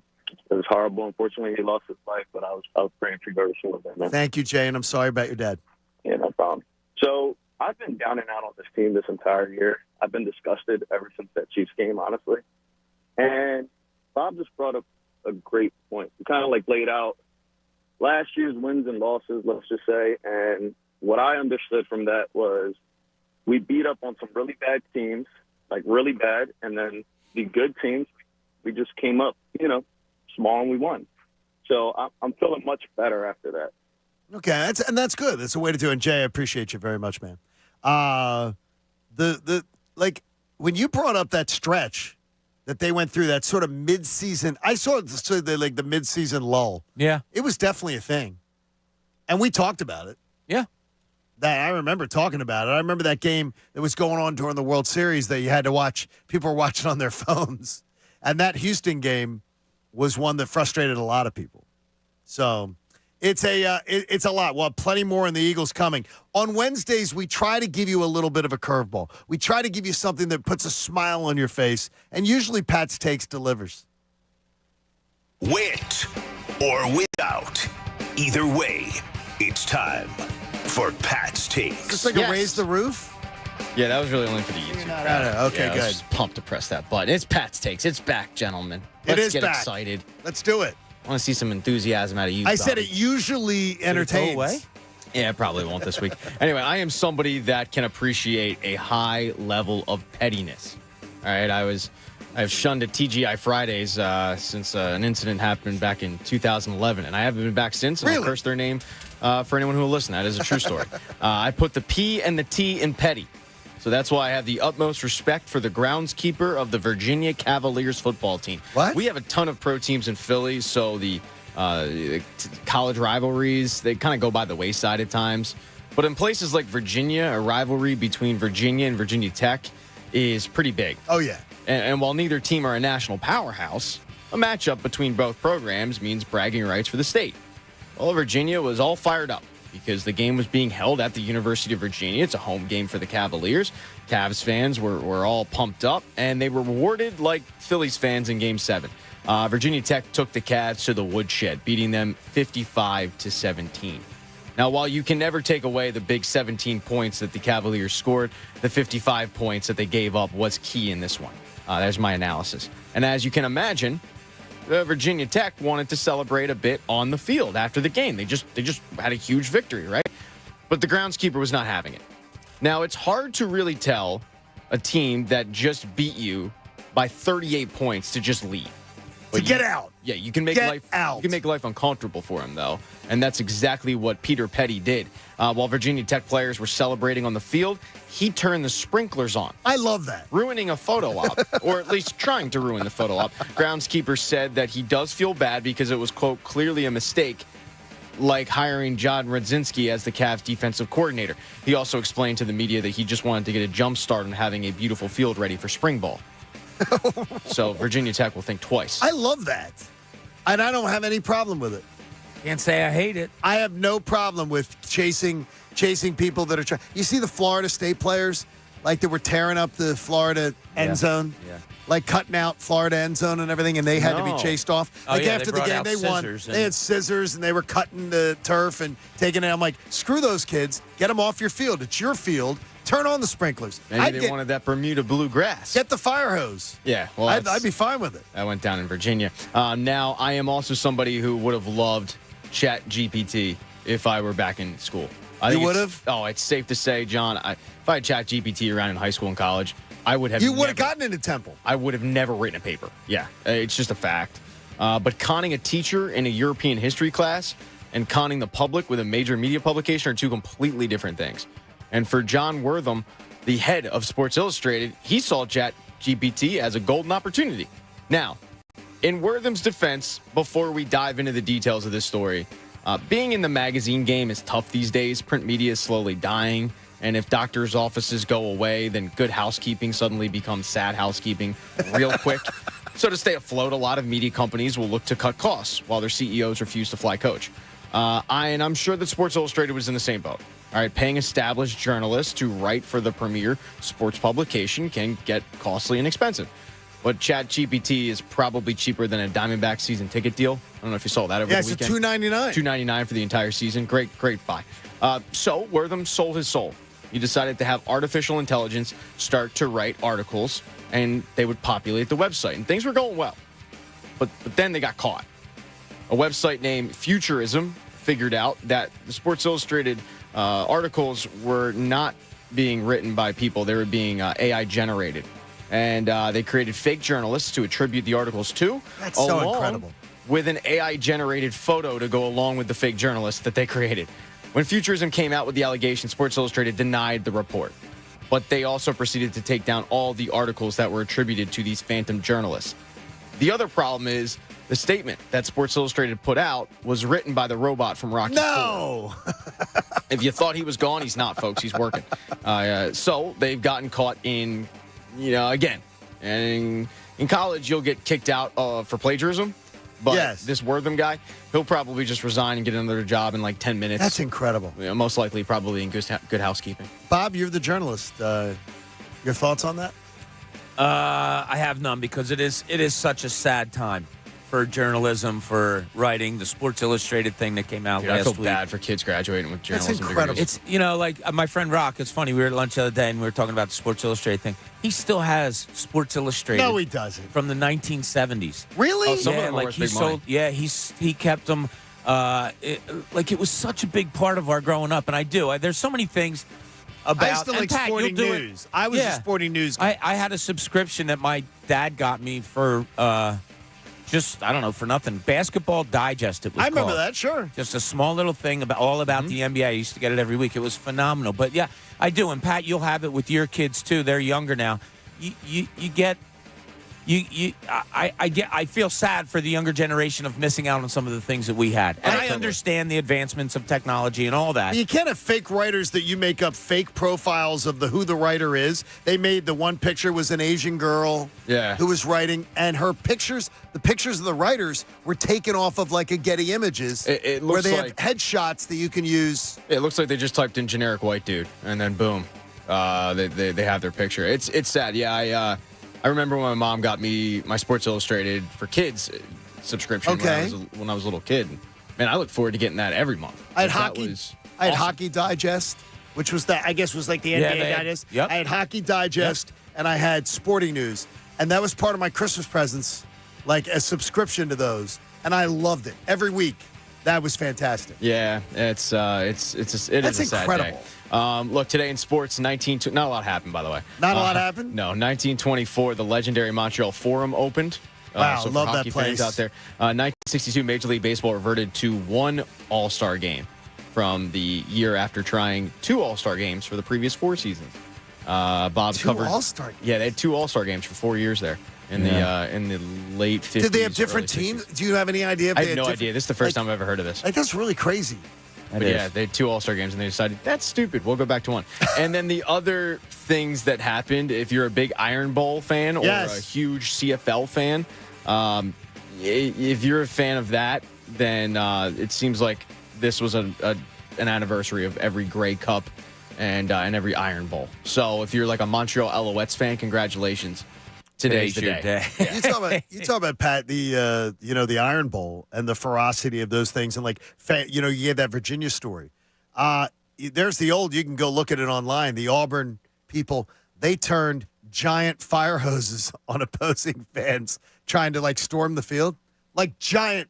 The big daddy fire hose that could knock people down. Oh, let's not forget about they blew people away. About freedom fighter Harvey Updike. Yes, they going and poisoning some trees. That was terrible. Yeah, I know. Absolutely terrible thing. I'm joking about it. No. Just, that guy's was a. That guy's crazy. Crazy. Yeah, but I mean that was the extent of I'm going to go and poison some damn trees and I'm going to put bleach around your trees and kill the trees in Tumors Yeah, and then they're having candlelight vigils. It's just Well, the trees thing got a little, but it's intense.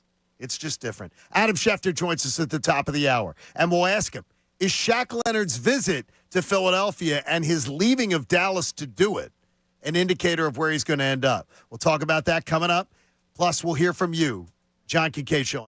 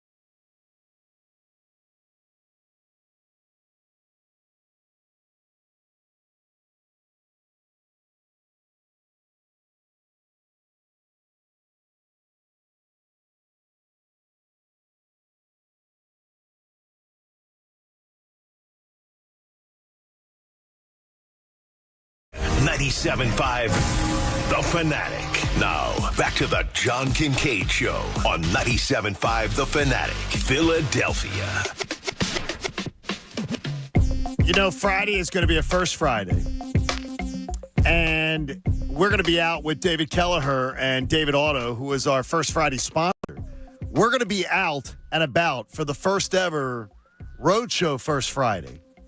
And David Otto is partnering with City Team Ministries Chester for their Adopt a Child program. Over 3,200 kids registered with the Adopt a program this year. And David Otto themselves has committed to adopting 600 children, but they can't do it alone. So if you're able to help or stop by, you can drop off unwrapped cars to the dealership. You can email adopt@drivedavid.com. We'll provide you with the child's name, their age, and a Christmas wish list that they've got. Or you can just visit drivedavid.com and donate via PayPal, and they'll do the shopping for you. You can even donate supermarket gift cards for the parents, which are greatly appreciated. All toys will be due to David Dodge Chrysler Jeep by December the 9th. We'll be out there Friday. And knowing some of the athletes that David Otto has relationships with, I have a feeling we may have some people dropping on by. And we hope you're going to drop on by, too. It's really conveniently located in Glen Mills. Very easy for people. If you're coming off 95, it's very simple. 1801 Wilmington Pike, Route 202. Yeah, there's David Otto. Right there. So It's really easy to get to. Chester County people, it's really simple. Delaware County people, it's really simple.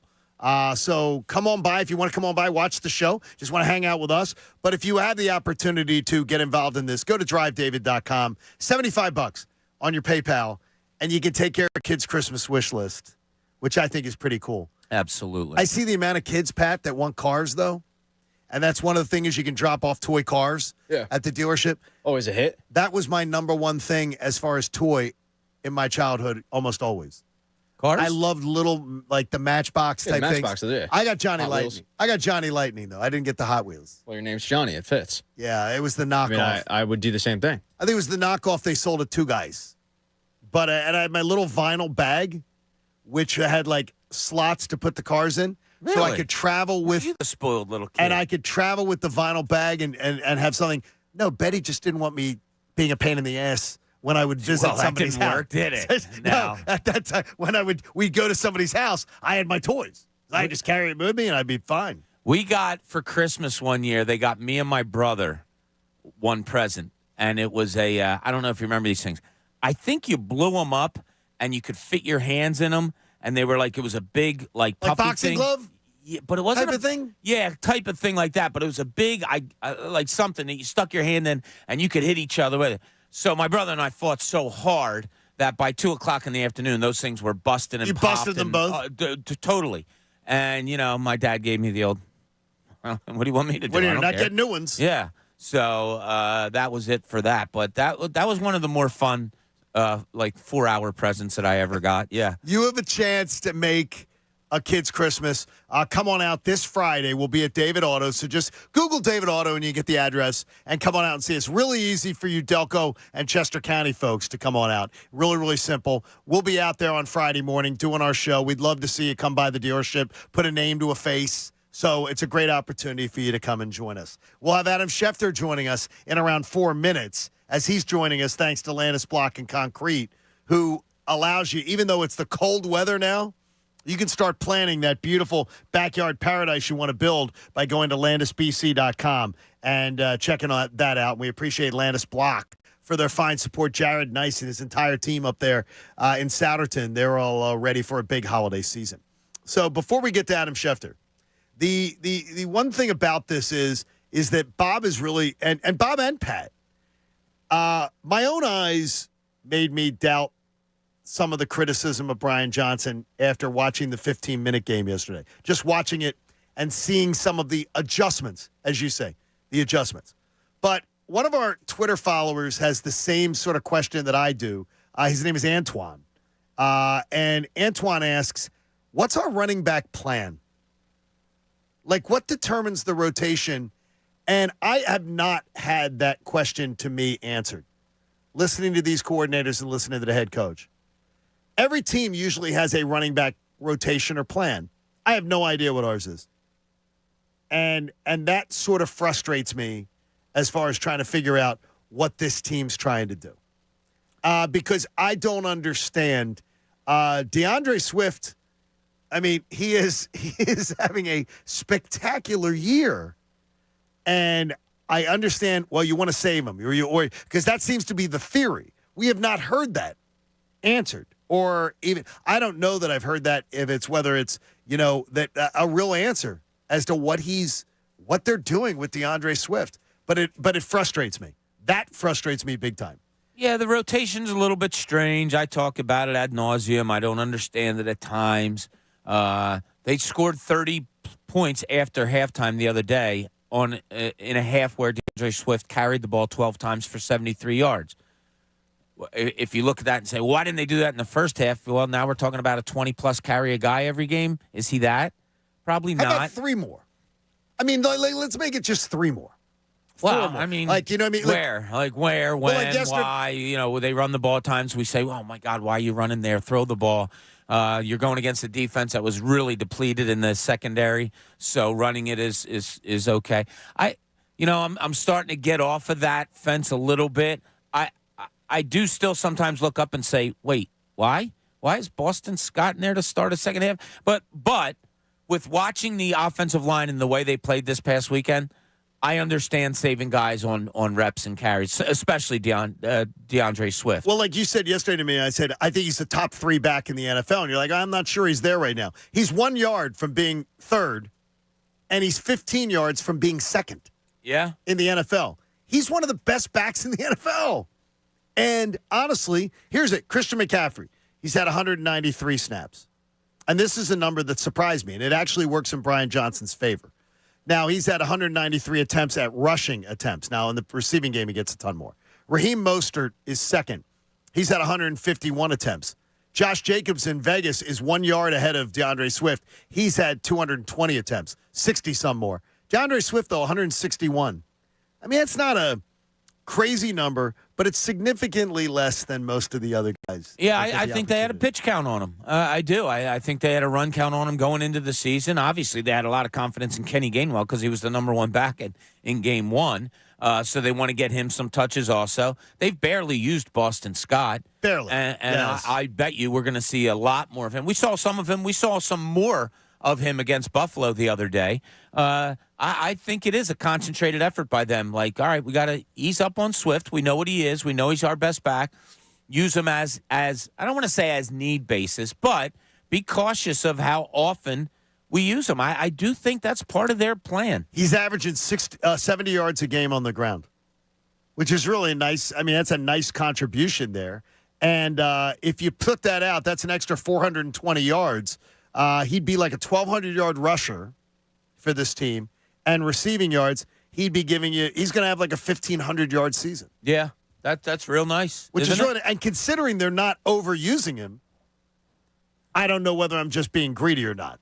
Well, when it comes playoff time and you watch him not seemingly to be burnt out as seemingly was Miles Sanders last year, and this where year they had to go to Kenny Gainwell in the playoffs as your most reliable back. Lesson learned, I guess. Maybe Nick Sirianni put that in his back pocket during the offseason and said, whoever our number 1 is, we're gonna treat him with a little bit of kids' gloves and make sure we bring him to the playoffs as healthy as possible, because it's not even close who your number 1 back is on this team. Nothing against Kenny Gainwell at all. Right. But, God, DeAndre Swift just gives you something that the others can't. And, it's one of those things like with Miles Sanders. Now, he's on a bad football team. But Miles Sanders just 300 yards rushing this year.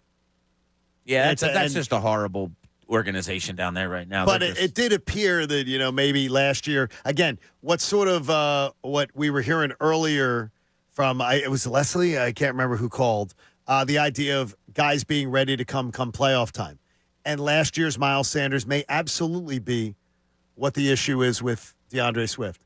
They want to make sure they deliver DeAndre Swift fresh, ready to go. And if they were able to take care of the 49ers this weekend, you're guaranteed you're going to have at least one game at the end of the year where you're going to be able to rest people. And that could be a significant thing, too, for these guys to be able to, take advantage of that. And all you Rashad Penny people will get your fill then. And when I'm fine- everybody else is resting, he'll get you your 20 carries. I don't understand that either, though. Is that like I want to see something, but obviously they must be seeing something in practice that they don't like. That's all I can figure. But we don't get answers on that. And I would love to know a little bit more about the running back rotation and just what the plan is. And the whole Boston Scott every start of the second half just is very, very strange. Let's go to the Comcast Business Hotline. Every day in business is a big day. Comcast Business gets you ready for what's next. I already told you that Landis Block and Concrete brings you Adam Schefter every single week. Good morning, Adam.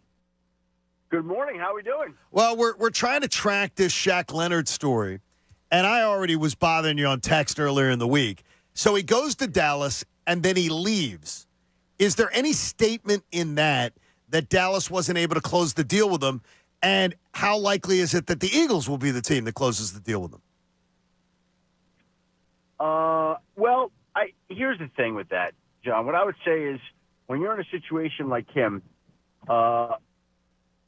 oftentimes it's in your favor, your advantage to pit division teams against each other. Now, he got some money from Indianapolis. Who doesn't want more money as a player? I got it. I don't think it's going to be about money. I just think it's going to be about the medicals with him and which team is more comfortable with him and which team he's more comfortable with. Because, there have been some neck issues there, and teams need to see that he's going to be okay. And if you're the Dallas Cowboys, you've been through this with Leighton Vander Esch at linebacker. They've got a linebacker whose career is in jeopardy over neck injuries. And now you're going to sign another linebacker, potentially, who has with neck issues. Neck injuries.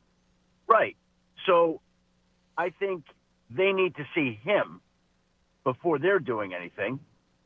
And he wants to see where he wants to play because he potentially could have the chance to play in either Dallas or Philly, as well as other teams that have sniffed around on him. So it's an important decision for both sides because of everything he's been through. It's not like, I don't believe it's like, this is not like the opening day of free agency and he's the hottest free agent in the market and there are all these teams vying for his service. It's not like that. This is a fact-finding mission from both sides before anything gets done, if that makes sense to you. Sure it does. Shefty, I saw something, and I believe your name was attached to it. I'm not sure, but I'm going to ask the question anyway. No. And it was concerning the Eagles, and the word vulnerable was used. I thought it was you. Maybe not. I could be wrong, but I'll ask anyway. Where do you see this Eagles team being vulnerable if you do? Well, number one, I don't recall saying that. Okay. No, like I said, I wasn't sure if it was attached to you or not. So. Yeah. Well, where do I think they're vulnerable? I think what I would say is big picture.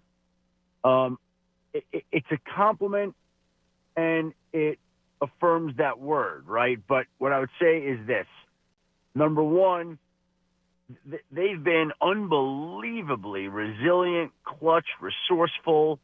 You watch the team, and you can't help but admire and respect everything that they've done and the consistent ways they found to win.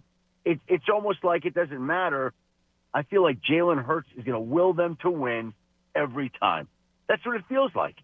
He feels like a modern-day 2023 version of Tom Brady where he's going to put the team on his shoulders, and whether he has to throw, run, whatever, they're going to get it done and find a way. So, I can't be more impressed in that regard. I can't speak any higher in that regard. But what I would say is when you play all these close games, the danger would be that when you get in the postseason and you're playing with some of these good teams, you might keep winning every one of them. But if you lose one, you're done. I got to tell you this, Adam. Looking at this matchup coming up this weekend with the Eagles, I could never see the Eagles, despite they've lost major players for games, losing 3 weeks in a row to Cleveland, Minnesota, and Cincinnati. I just couldn't see it. And the 49ers are considered this juggernaut coming in here, and I'm like, wait a minute here. I mean, there's no way that the Eagles lose 3 weeks in a row to Cleveland, Minnesota, and Cincinnati. Yeah, but John, here's the difference with that. They were without some key guys. Now, well, the Eagles have had that too, Adam. Yeah, I got it. But there are certain guys where it's difficult to overcome the loss of. I'm not telling you that the Eagles would or wouldn't, or if they're better or not better. Right. I'm just telling you. I was on the phone with the Niners last night for a while. Somebody there, and we were talking about that stretch of games, which is why I feel qualified to talk about it. Sure. And he's like, "There's a different team when Debo's not out there. Debo he's an emotional leader. He's a multiple player. He's a guy that helps shield McCaffrey because you can't just divert all your attention to McCaffrey. And so when Debo's out there, he's playing receiver, he's playing running back. It's another weapon. And I was talking to them. I'm like, "Oh, Trent Williams is, one of the best offensive linemen in football." He's like, "Yeah, but we could get by with a game or two. Debo is just very important to this offense." And I was like, "Okay, now that's one opinion. I'm not telling you it's right, but to your point, they did lose when he was out of there. They lost their mojo. He came back, and they won at Jacksonville, and they won at Seattle, and they looked like the 49ers role." And I'm just going to tell you right now, the game on Sunday, just like this past, the Eagles are going to get everything they can handle. Sure. On Sunday. That's what they can handle. It's going to be a great game. When they're fully healthy, Shefty, the San Francisco 49ers are, finish that sentence for me. One of the two or three best teams in football. And I would put the Eagles right there with them. Chiefs is the other one? Probably, but they haven't looked quite as consistent and as dominant this year. I'm going to flip on you a little bit here, and I'm going to say that to me, the three most, I got to say Baltimore would be. I don't have to limit it to three, right? But I would say, to me, 5 teams that I'm watching right now, 5 teams. It would be the Eagles, the Niners, the Cowboys, the Ravens, and the Chiefs. I wonder why, like right now, people are really sweating the Dallas game, too, coming up in a couple weeks. Just saying, that's a really, really important game, too. I've done the math. The Eagles are going to have to lose this week, next week at Dallas, and another game for Dallas to win the NFC East because it's going to come down to common opponents, and the Eagles are going to be able to take advantage of that Arizona game. And if they take care of San Francisco this weekend, I think the NFC's over. If they beat San Fran this weekend, I've called it the regular season Super Bowl. You beat San Fran, I think the regular season is over for the number 1 seed. I can't do the math where anybody can beat them. And that includes Dallas. That's why last Sunday's win was big, because as they were losing that game, and it looked for a little while like they were going to lose, I'm thinking, oh boy, this is going to set up some real drama in Philly here, because if they lose this, now you're hosting the Niners next week. We know that's going to be a tough game. Then you play at Dallas. That's going to be a tough game. So, but again, they were the Eagles, and they did what they do, which is they responded, and they found a way to win that game in an impressive way. So you're right. To me, they win Sunday, and they just about unofficially clinched that division title. Unofficially.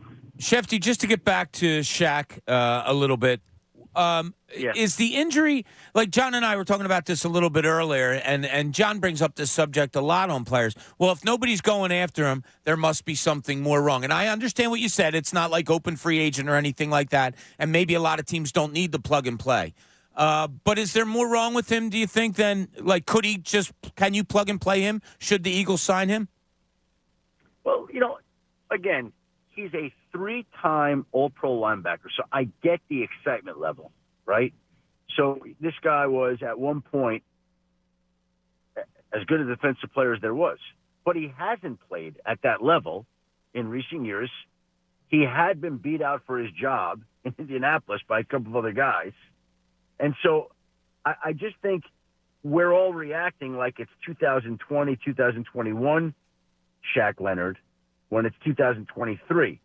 And, this goes on in sports all the time. Shaq Leonard, I'd want him on my team. The guy is an impressive guy. He's still a good player, but I don't know that he's the player he once was due to the injury. It's not a secret. If he were, he wouldn't have lost the job there in Indy, right? He wouldn't have been cut. Yeah. So that's all I'm saying. Like, let's keep a little bit of perspective here. It's not like you're signing Lawrence Taylor. Boy, I'd love that. Have you ever seen a team, though, 2 games up on the field, on the entire field in the NFL, going into December, that has been doubted more than this Eagles club? And it's not only ESPN, it's every single media outlet out there. It seems to be the talking point. Are the Eagles for real? I've never seen it. If the Chiefs are up by 2 games, I see it every day. I haven't heard that. Oh, my God. I haven't heard that at all. Really? Are they? Yes. Do you listen to Stephen A's show ever?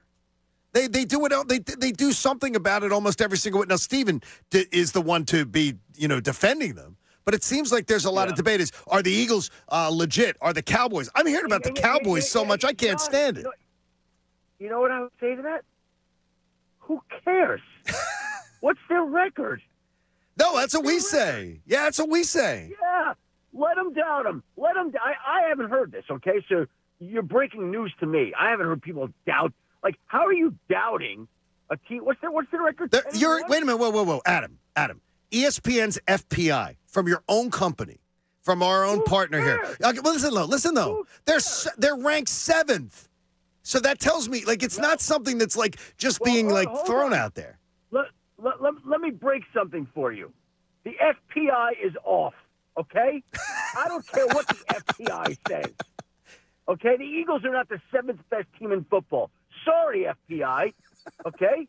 Take your analytics and get out of my face. No way.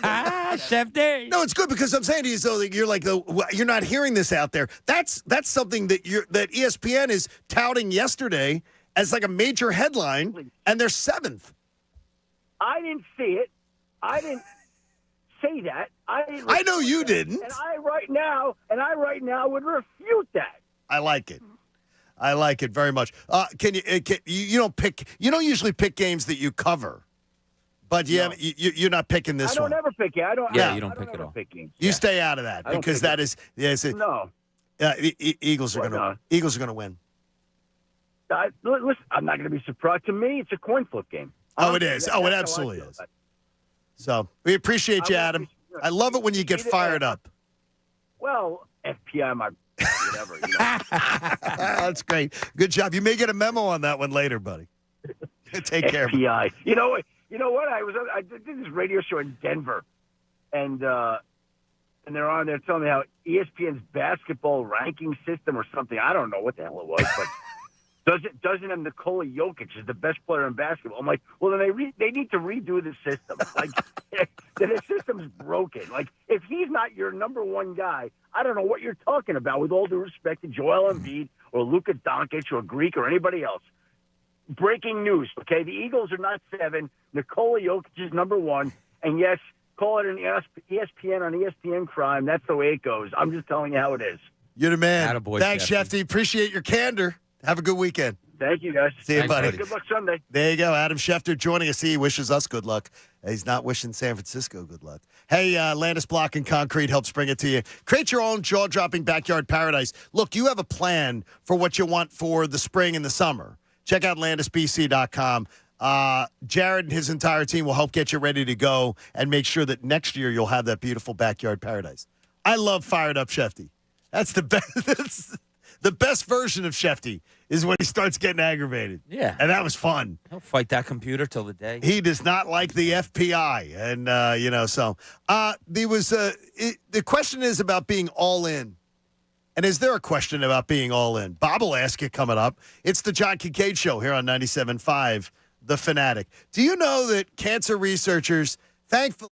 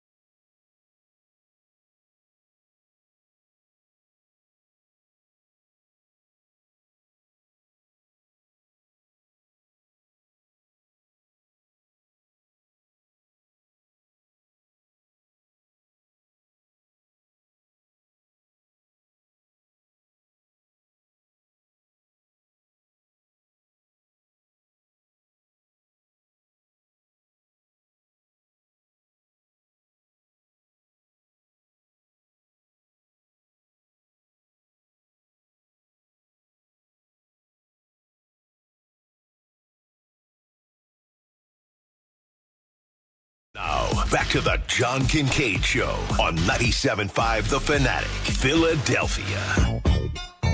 The undo button, eh, Bob? The undo button. Pat's face was making us laugh. Well, now, we have a lot of fun. Now we're having a battle of if I told him or not. Yeah, the battle of I absolutely told you. You did. You always Betfair alert back us. in. You alert us. You're just that kind of guy. Sometimes he forgets. No, I said Betfair back end. John Kincade Show on 97.5 The Fanatic.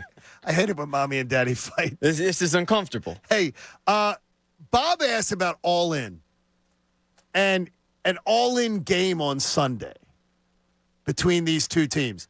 I got to know what you mean by this. Because, Bob, if this isn't an all-in game for the Eagles, then I don't know what the hell's going on. Yeah. Because this is the game that literally shuts down. The NFC's over if you win. It's over. 5 games, and you have 5 games left, and it's over. Nobody's going to catch you. Yeah, it's hard to define all in. Like you brought it up a little bit before. You know, the rotation with the running backs. Why isn't DeAndre Swift getting more carries?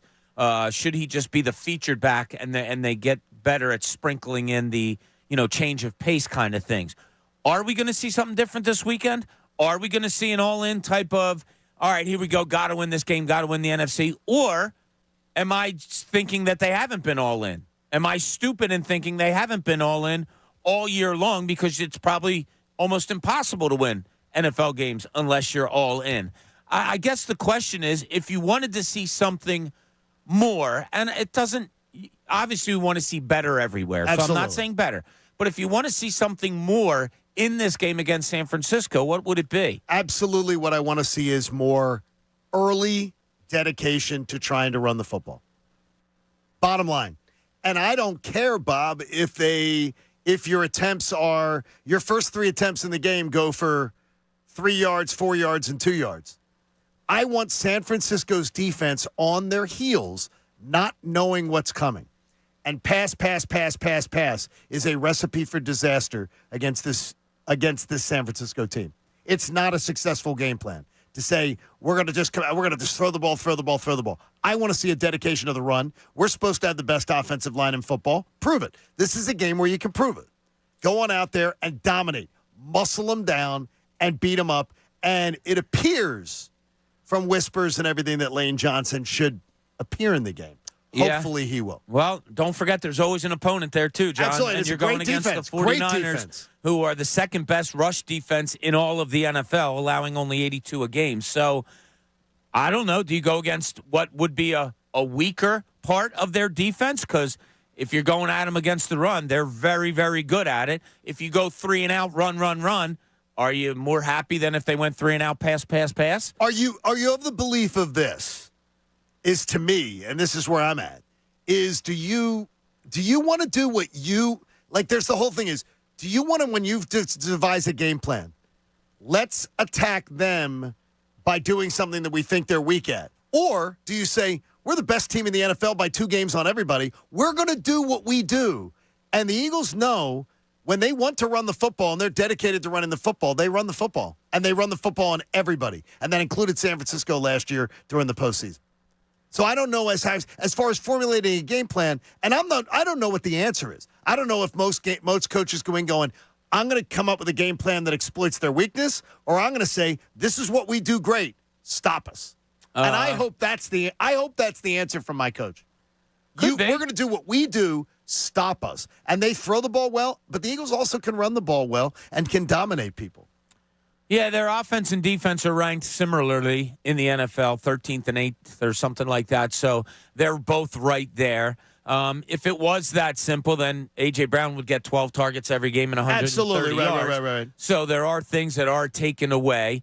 That's going to be a real battle. The offensive line of the Eagles against the defensive line of the 49ers is going to be so much fun to watch. I can't wait for this game so much because it's such an elite matchup. Yeah. It really is. It's elite. I just wonder if you needed more of something, Pat. What more do you need on Sunday from the Eagles? Like you can't say just better this because we all want better that. But what more? Well, better this, but also better that. I want better this and better that. You just want it all. Yeah, I just want to tweak Bobby a little bit. No, what I need to see them run the ball effectively. and convert the third downs and kind of get back to what they were earlier in the season. It kind of goes back to my topic of like the standard that they kind of already set, winning the time of possession clock. And also, I need to see them win the turnover battle. And it's not like they've been horrible at forcing the ball, but you know what? Let me just scrap all of that. Okay. You know how you talked about we have a dump button. You know how you talked about your undo button? The undo button, Your yes. FanDuel read? Yeah, let me do an undo button here. When I remember to do them. Yeah, I need to see them get to the quarterback. That's a great because they haven't really been able to get to the quarterback the last two games. They've been facing more mobile quarterbacks. You know, Pat Mahomes and Josh Allen are two of the best at evading, the sack and being able to evade that tackler and sidestep and look downfield or just use their legs to scramble. But I need to see them do what they did in the NFC Championship game and just absolutely crush Brock Purdy. I don't need to see they were so close. They had their hand on him. And then he was able to scramble out of it. No, I want to see, dude get lit up. I'd love to see that. I'll admit that I don't know his name, but what I need to see more of is the San Francisco punter. I need them to get out on third down. San Francisco's really good at converting on third downs. The Eagles are horrible right now at getting teams off the field on third downs. I need to see early and often the San Francisco punter. I think that's fair. It's a really good one. That's a good one, too, and that's one that I wouldn't have thought of. Yeah, but right after now, all those third down conversions, it does scare me the way that San Francisco converts because what they do though is, and it is something that the Eagles could learn from. I think is that Shanahan's offense always tries to they throw out of a lot of run formations and they run out of a lot of throwing formations, and they also will get it into manageable third downs, 3rd and 4, 3rd and 3, 3rd and 2. And that's their plan, plus bleeding clock. They love to bleed clock. Keep the ball away from you. Yeah, they're 5th in the NFL in third down conversions at a little over 44%. The Eagles That's defensively, 44 is good. The Eagles defensively 30th in the league at getting off the field on third down. They're giving up first downs on 45.5% of the time. That's not good enough. Yeah, you got to get better at that. And that's something that we're going to be talking about. You can join us, 610-632-0975. Now, Greg wants to talk about the Eagles' defense with us. Greg, you're on 97.5 The Fanatic. How are you this morning, brother? I'm good. How you guys doing? Good. Good to hear from you. I just wanted to take two quick things. The Eagles' defense, last week's win, I was ecstatic about it. I thought it was really great. It shows a lot about the team. But the one thing that really stood out to me after watching the game back again yesterday, their tackling is so poor, man. Oh, it's bad. Especially from their linebackers. And Darius Slay, I feel like I don't know if he ever learned how to tackle. It's just so frustrating because those are the things, to me, they're fundamentals. Even if you don't have that A-plus talent at linebacker, you should be able to tackle, and a lot of those third downs last week would have been avoided and not converted if they just knew how to wrap up. If you look at the Josh Allen conversions, Greg, I appreciate you. Some of those 3 Eagles got hands on him before they finally got him down, and that's embarrassing. I mean, you have to do a hell of a lot better than that. Well, a lot of the stuff on Josh Allen, I thought, was, just that, hands. That's all. It wasn't wraps. It wasn't because they weren't getting close enough. He was dancing away so well. He's amazing at that, too, by the way. Yeah, the best tackler on this team right now probably is Reed Blankenship. And he delivers he makes a couple big ones every week. Yeah, he makes a lot of tackles, but when he's there to make the tackle, he does. And that's something you got to just really keep an eye on. And that's something I look at a lot. When receivers make catches, are they going down right away, or are they getting more yardage on the Eagles? It's something to keep an eye on Sunday. But yeah, that's a good call. The sure-handed tackling, that can be frustrated sometimes with the Eagles. And Josh Allen can make you look bad, though. As you pointed out, he had an elite game the other day. Yeah, so maybe it just looks worse because of the immediacy factor of what it. Let's see here what Derek joins us. Derek is a 49er fan living in Philly. Derek, can you explain yourself why first? Come on, John. You already know I said I know. You know I said you always do, and you're very even keeled. Last year we learned that from you. Hey, John, I just want to say it was a pleasure seeing you at the Sixers game, ringing the bell. Thank you, buddy. I see you healthy enough. I think we're going to pull it off. This is the Super Bowl that we've been waiting for the regular season, like you said. We are waiting. I hope that we win against you guys. I think we're going to win against you guys.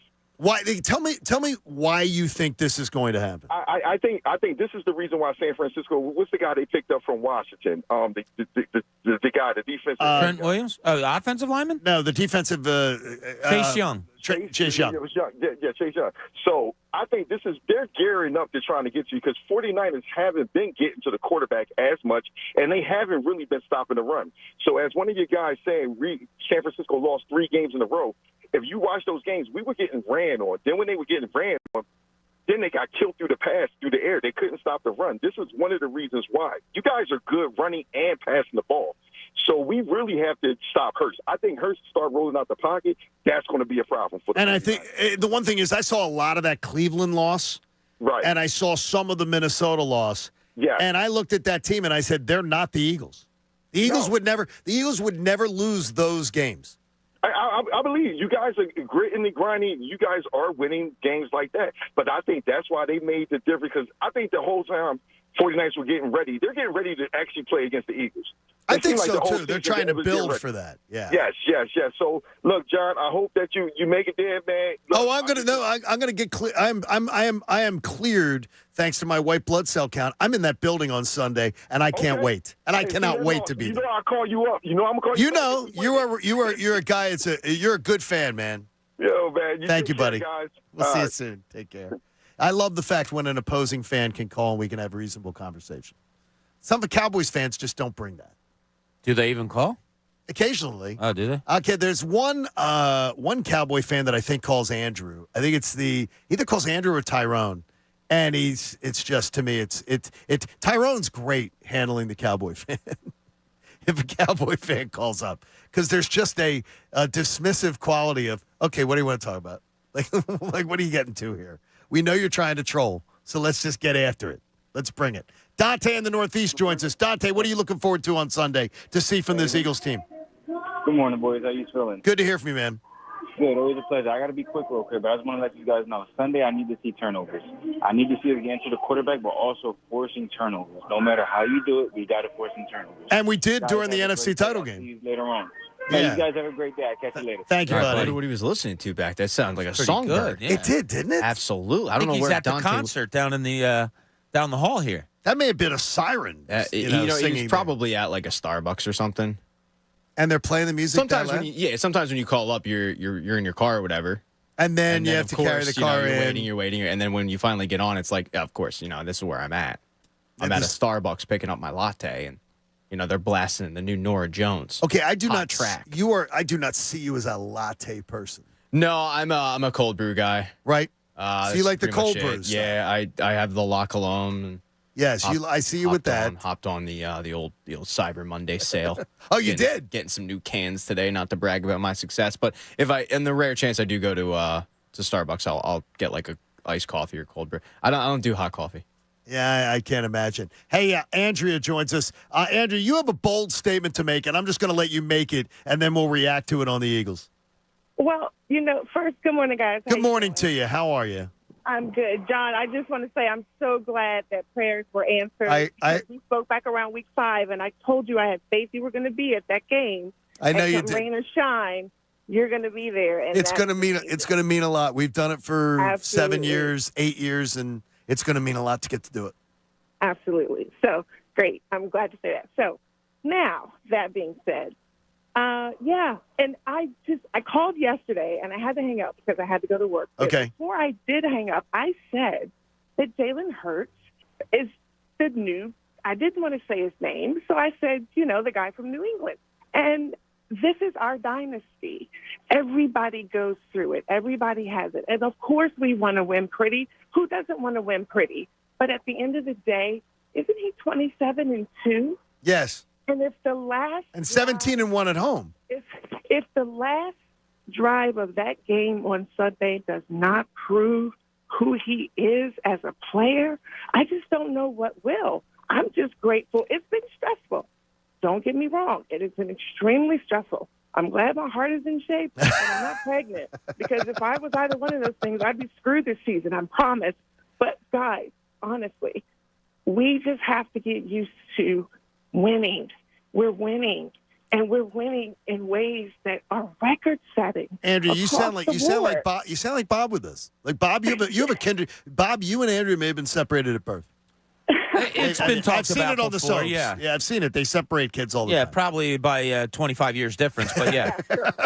Andrew, we love you checking in. I think that's it's just too small sample size for me to go there, but I have great, like when the Eagles kicked that field goal, I think we all said it. Pat, Bob, and I all said it. When the Bills kicked the field goal in overtime, I thought the Eagles were going to win the game when they got the ball back. I said they're going to win this game. If they hold them to a field goal, this is going to turn out to be a win, and it turned out to be a big win. But the confidence is there, Pat, in Jalen Hurts. Oh, supreme absolutely. confidence. Yeah, I mean, look, I don't think he's playing at the level he played at last year, but you have to remember the entire NFL isn't playing at that level. It's just a down year in the NFL. It is a weird year. It's very weird. I mean, right now, week 11, and it's kind of like there's two teams that have equated, three teams, maybe three or four that have equated themselves as like, all right, those are the teams to watch come Super Bowl. I think they said it on the broadcast maybe. Like, should we just fast forward to the Super Bowl for Chiefs Eagles, or maybe it was just like a cut from the Pat McAfee show or something. But yeah, because that's I think in the back of every NFL fan's mind is it just doesn't seem as competitive this season as last season. But it doesn't mean that Jalen Hurts isn't the best of that bunch. And I think this season he probably is the best of the bunch, even though his best this season isn't the best last season. I use the analogy all the time, but it's the Phillies in the run. The 2011 team I thought was better. They didn't win. The 2008 team did. Right. And I think this year, Jalen Hurts is that 2008 Phillies, even though last year he was 2011. He was playing at an incredibly high level where it just seemed like anything he did, it worked out. His turnovers were incredibly down. The RPO was working. This year, turnovers are up. RPO, they haven't done so much, but he's still getting the job done at a high level. By the way, have any of you seen Chris Long's live stream of watching the Eagles? Chris Long has become a Philadelphian. I mean, he is an Eagles fan. He is an Eagles guy. He carries himself as an Eagles guy. And his live stream of an Eagles game, there's great insights. He loved his time here. He really did. He loves the city. He loves the organization. He loves the way the Eagles approach things. He loves Jalen Hurts. I think it does make sense though when you think about it, right? He spent 7 years in St. Louis. They didn't really win a lot. He goes to New England. Yeah, you win there, but it's very regimented. It doesn't seem not fun. It's not. Yeah, it doesn't seem like it's fun. It's and he's like, got childhood ties here. Yeah, and then he comes mama. to Philly, and it is fun, and they do win. And I think he was, by the way, a huge part of the brotherhood of that locker room. I think it gets forgotten a lot, but when the social climate in the country was not great, and you had guys kneeling at the anthem and whatnot, like he put his arm around Malcolm Jenkins, and I felt like at that moment as an Eagles fan, I'm like, wow, this locker room's really united. They might have a difference, but they're united, and it turns out, yeah, they ended up winning the Super Bowl that year, and they were incredibly a tight-knit group. And I think, too, and you're giving credit there with Chris Long, which I think is well-deserved, but Malcolm Jenkins, great leadership. Also, too, I think that Jeffrey Lurie's embracing of the differences of ideas in the locker room and talking to the players about these issues. Bob, is that uncommon? I mean, in sports, I mean, I don't know many owners that are as engaged as Lurie is, it seems to be, with what his team's about and what his team thinks. The players council, and the way the players, like veteran players, love this organization. They absolutely live it, breathe it. They stick around. Yeah, well, all sports do, right? I mean, Pat, you brought up the 08 Phillies team is weird in that they didn't. Yeah, but if you look at the 70s Phillies, the 70s, 80s Flyers, 90s like a lot Phillies, of, the 93. like a lot of those guys did hang around. It has been a place usually during, my lifetime that when players are here for a little bit, they usually do stay.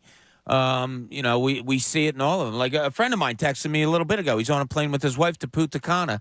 Good for him. Yeah, but there's like 3 or 4 former Phillies, like Morandini and those guys are all on the flight also because it's a Phillies something is going on out there. The cruises or whatever? Yeah, so as much as it's probably the organization. I can't speak to other owners. I don't know other NFL owners and their relationship with their team and all that stuff.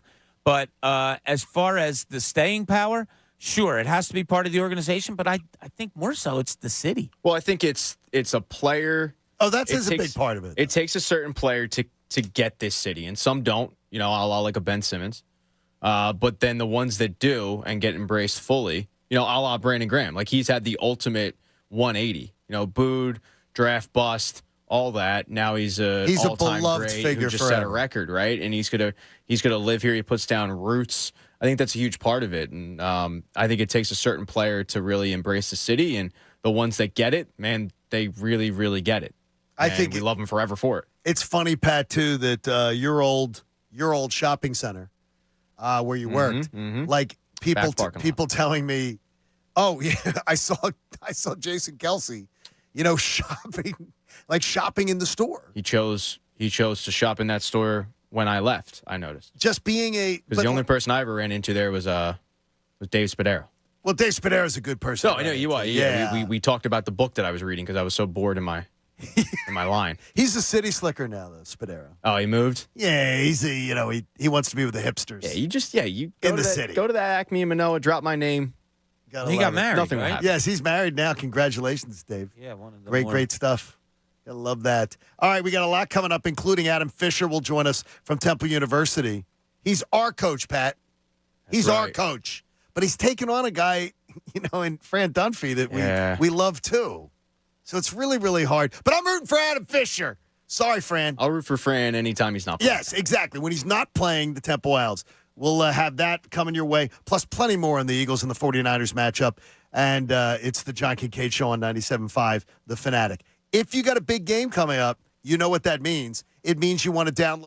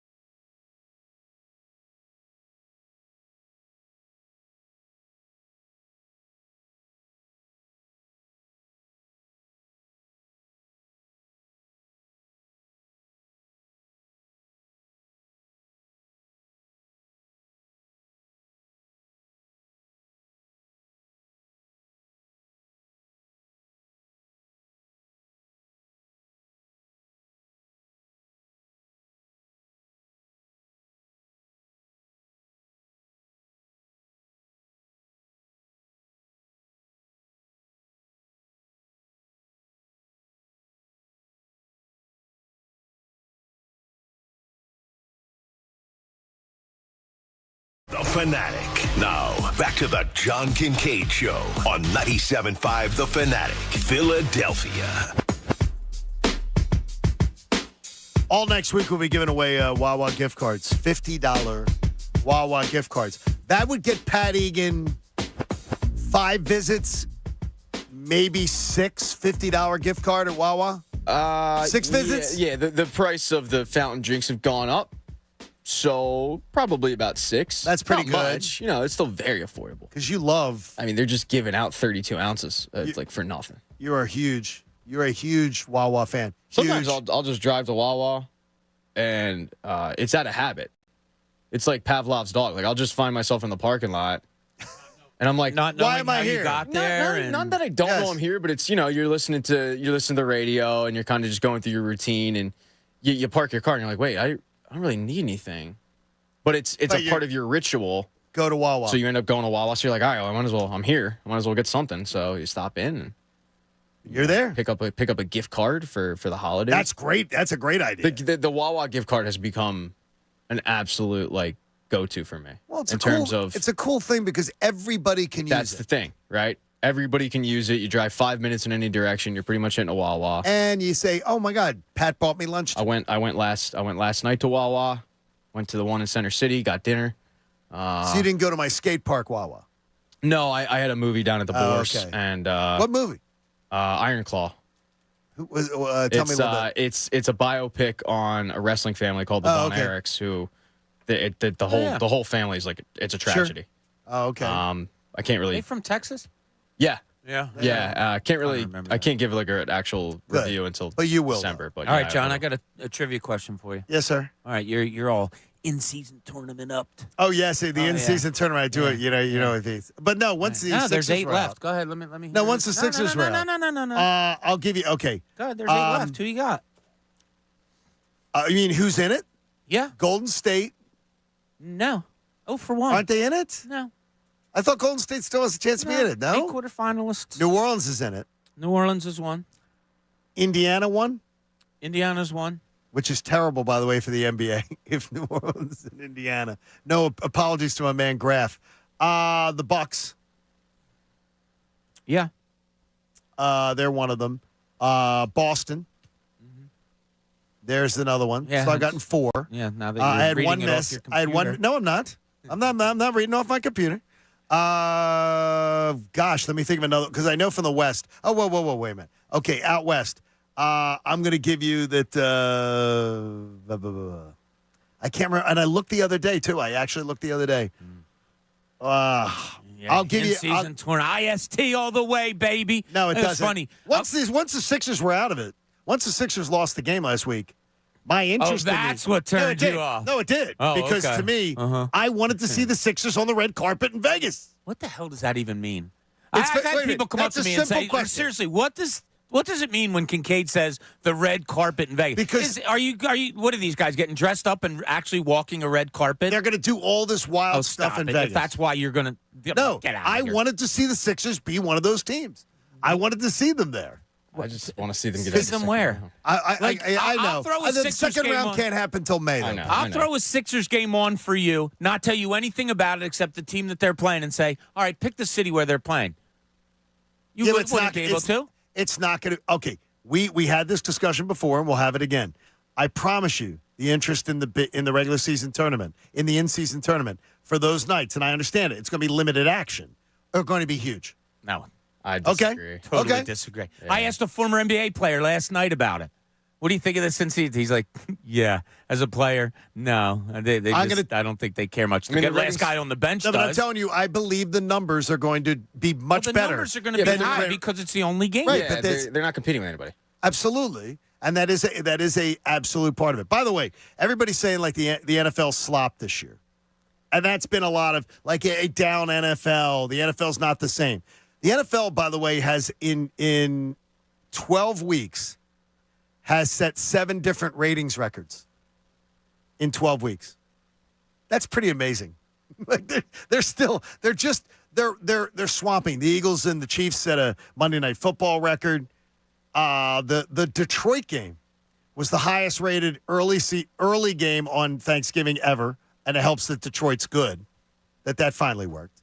But, I mean, it's like the NFL continues to just have dwarfing ratings, and people are like, yeah, the NFL sucks this year. The public does not feel that. Well, the public is watching with loving it as much as they ever have. Hey, I watched the last season of Game of Thrones. It didn't mean it didn't suck. That is correct. My wife, I think, would agree with you on that, Pat. All right, Bob, the Philadelphia Big Five is now the Big Six.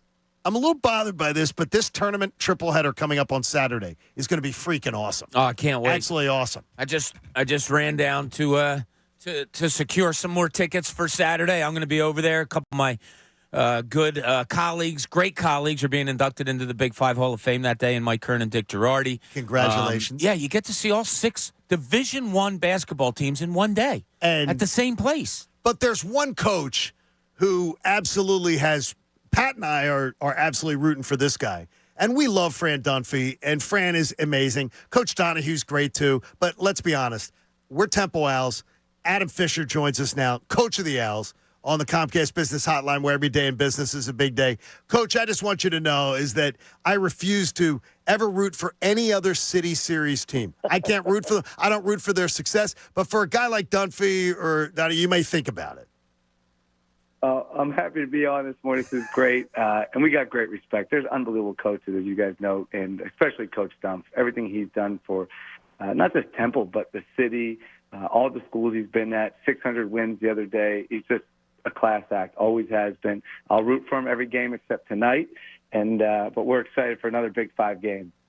Adam, I know it's kind of a coming back home for you, right? Coaching in Philadelphia, having, grown up not far from here and all. What is it about Philadelphia basketball? I try to tell people around the country when I used to cover the Sixers and all, they'd like, what's Philly like as far as basketball goes?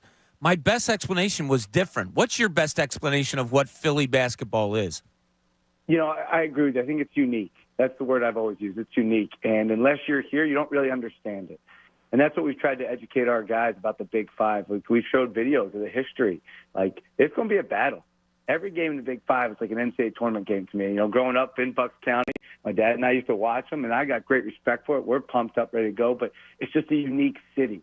And it's a city that loves its sports, right? We all know that, all the sports. I heard you guys talking earlier, but the basketball is awesome. And to have this event on Saturday, who else does that across the country? There's nobody. It's unique. It's special to this city. So we're fired up for it. It's awesome, and there's nothing like it, Philadelphia basketball. Coach, the idea of, and you've got a game with LaSalle that you got to get ready for, as far as to get into this, when you hear about tournaments and these kind of things, it does generate extra interest. Does it help with recruiting in any way? I think it does. I think, look, I love the Palestra. I think it's awesome. When I was at the University of Miami, we scheduled games there. At Penn State, we scheduled games there. It's such an amazing building. I think this is a great opportunity to play in an NBA arena. You talk to recruits about that. You get to play at Wells Fargo. It's awesome.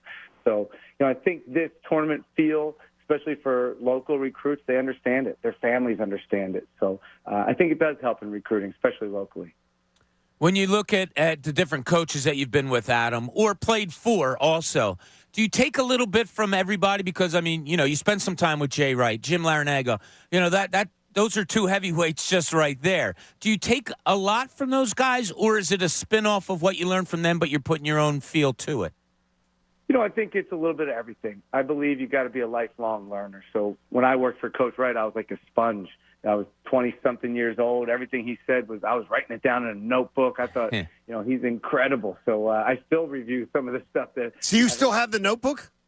I don't have the notebook. I have notes from years ago in a folder I found. So it's from that. So, but I think you take something from everybody. Even Ed DeChellis, when I was a manager, I took stuff from him. Then I had to coach against him at Navy this year. So, Coach Larinaga, Micah Shrewsbury, those are 2 guys I lean on a lot. I put them on speed dial when things come up and I'm not sure what to do. In year 1, I call them. They give great advice. But then I've got to put my personality, my spin on how we do things. So I think you got to learn. And I like watching other coaches, too. Throughout the years, I call other coaches that have been through year 1 and year 2 and new places or gone back home. And how do you handle this?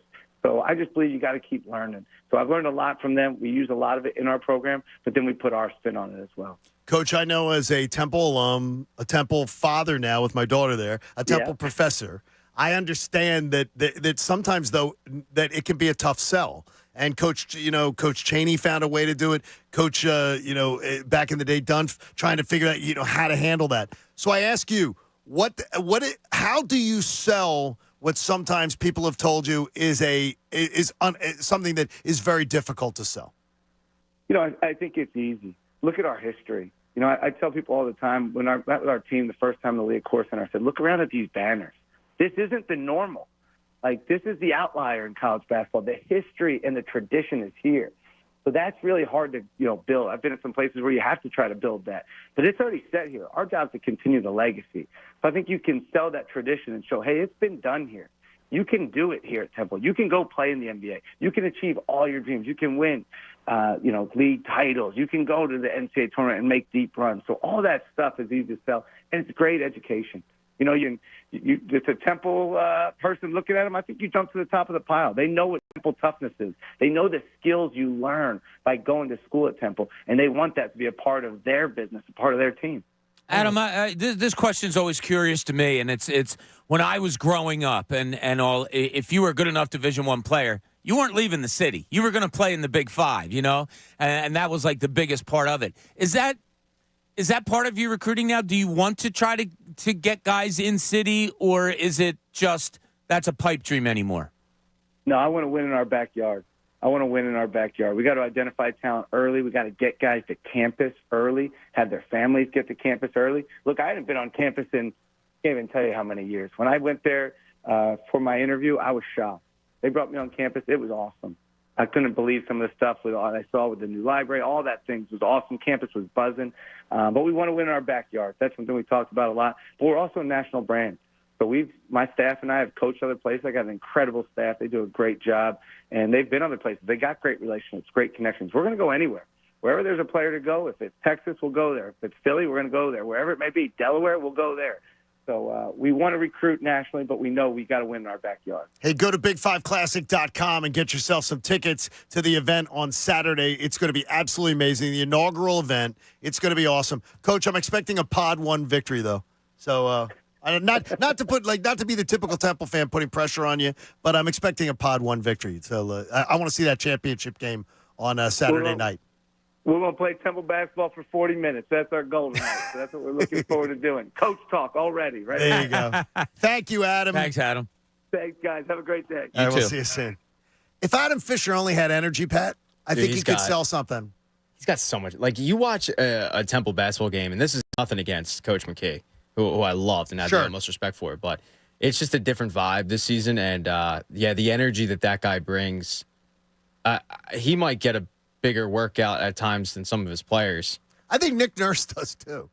Like, Nick Nurse walk he doesn't want to sit. Yeah, it's one of those infectious personalities that you get. So if you're a Temple fan, definitely get on board with the new era. Remind you of Matt Rule at all? A little his bit, energy and everything. Yeah, a little bit, absolutely. And the sales pitch. I love the sales pitch. So I was telling Bobby, the way that he got to Miami to be an assistant was, he sent his resume to Jim Larinaga, but he also sent him a box of spray painted shoes that were green and orange. And he said, when you hire me, I'm hoping to get like an actual pair. And it worked. It stood out. He ended up getting the job with Jim Larinaga, and he's got the shoes in his office to this day. I mean, you think about stories like that you hear, and guys, and you can hear it in Adam's voice, how much he loves his job. I just think it's a Frank Vogel, head coach of the Lakers now. He was at a little Division III school, Juniata College. And I know the college well only because my dad, my two sisters, brother-in-laws, nieces and nephews all went there. And he was there playing Division III basketball and was like, nah, I want to be a coach. And wrote a letter to Rick Pitino at Kentucky. And just wrote him a letter. I'm thinking of transferring, but because I want to become a coach, could I be your video guy? Could I do something in there? And Pitino got back to him and said, give it a shot, and we'll be here. And sure enough, he did. And he was a video guy for Rick Pitino at Kentucky and has turned that into an NBA coach. It is truly amazing. Hey, go to big5classic.com and get yourself some tickets. It should be an amazing inaugural event. Now, on Sunday, we have another amazing event coming up with the Birds and the 49ers, and Graf's on the line. He was kind enough to hold. Graf, good morning. You're on the Fanatic. Hello, John. Hi, Graf. So I didn't get a chance to respond to the national poll saying that the Eagles fans are the most annoying. And I feel like I wanted to take the time, if I could, to respond to that. Yes, poll. please do that. So you know what else was annoying, John? What was that? The Declaration of Independence. Do you know why it was annoying? Because it separated us from the kingdom rule of Great Britain. Do you know why the tush push is annoying, John?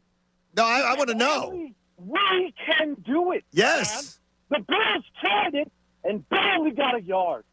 Do you know why it's annoying to the world that the Eagles are 10-1? Because we win. And you know why we win? Because we are a city of revolutionaries. That is what we are. You cannot be a revolutionary unless you are annoying. I've got look at this. This is Kraft. You're getting us all going. Of America. This is the thing, right? This is why we get annoyed when people say Dallas is America's team. Baby, we are the birthplace of America. And we are annoying because we want it to be. And this is why Philadelphia is the greatest, man, and I love this thing, y'all. I have my hand over my heart. You've inspired me so much. I feel like it's a patriotic anthem in your word. Shout out to my boy Rambo and the 49ers. Come on into this house of revolutionaries. Watch what happens to you. I can't wait, baby. Love you, Graf. Thank you, buddy. Another one with a lack of energy, that Graf.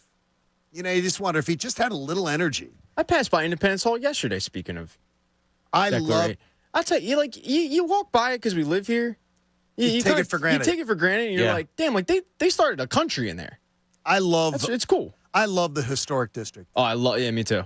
I'm a sucker for it. And to me, if I have time in the city where I have something that I got to be at, and then I maybe have like an hour to kill because I tend to get there really early for things, I love walking around and seeing stuff. I love going in and seeing the Liberty Bell. I love going into Independence Mall. It's just that whole area to me is very inspirational. Never gets old.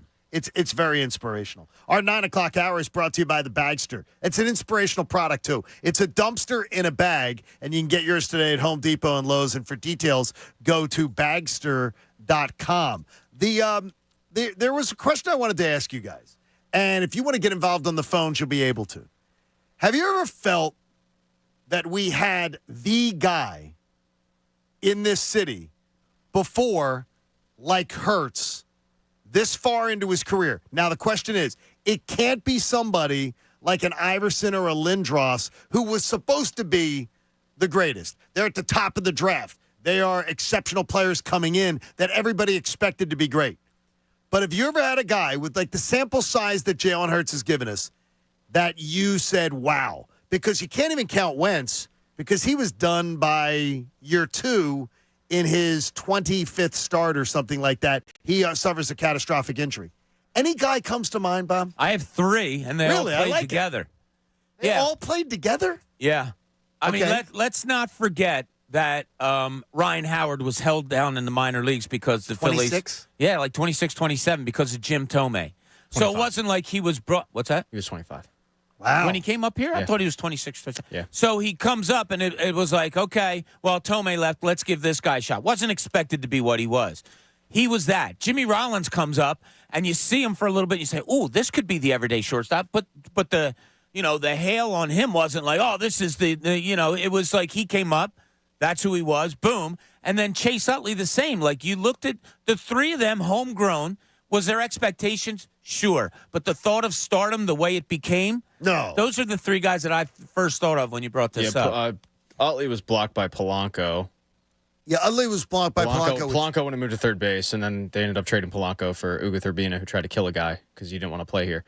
So, bold move. Is that why he did it? I think so. Did he say that under license? Yeah, I think the guy was probably talking a little smack because the Phillies weren't very good, and you took a machete to him. Okay. That's my take on the story. But, yeah, I mean, those are good ones. I'm trying to think of other ones. Because I honestly was racking my brain with this. Oh, I got it. I'm sorry. You have another one? It's happening right now. Is it Tyrese Maxey? Yeah. That's the only name I wrote down. Okay. That is the only name I wrote down, is that you started to think that Tyrese Maxey, and I'm looking at it as a similar sample size of Jalen Hurts. Jalen Hurts is in his 4th year. Tyrese Maxey in his 4th year, right? Or is this 3rd? 3rd, I think. 3rd year. I mean, but so Tyrese, same sort of similar sample Yeah, size. I mean, pick 21 for sure. And to me, a guy who wasn't supposed to be great, who is definitely trending towards great. So here's where I'll argue a little bit with Bob and yours. Okay. Is Utley was, I think, the 15th overall pick in the draft. And Rollins was a second-round pick.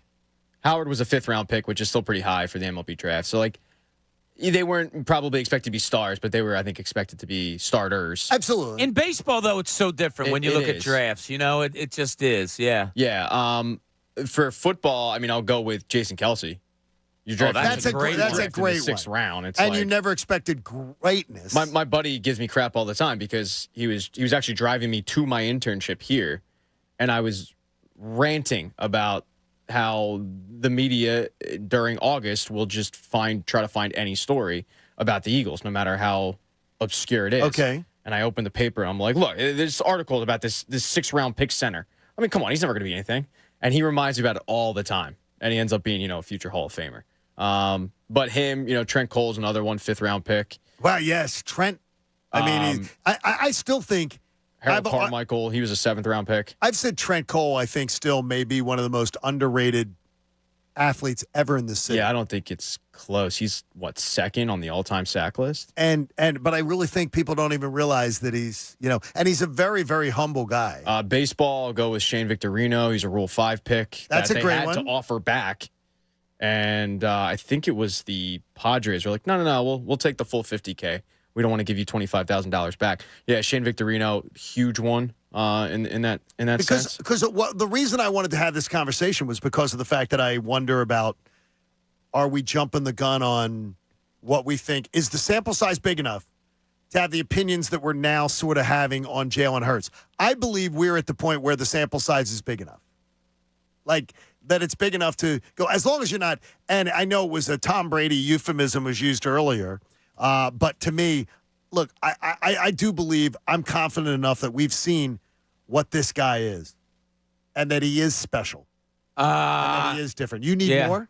A little bit. Yeah, I do need a little bit more. God forbid, like something that happened with Wentz, what if his running game is kind of taken away due to something?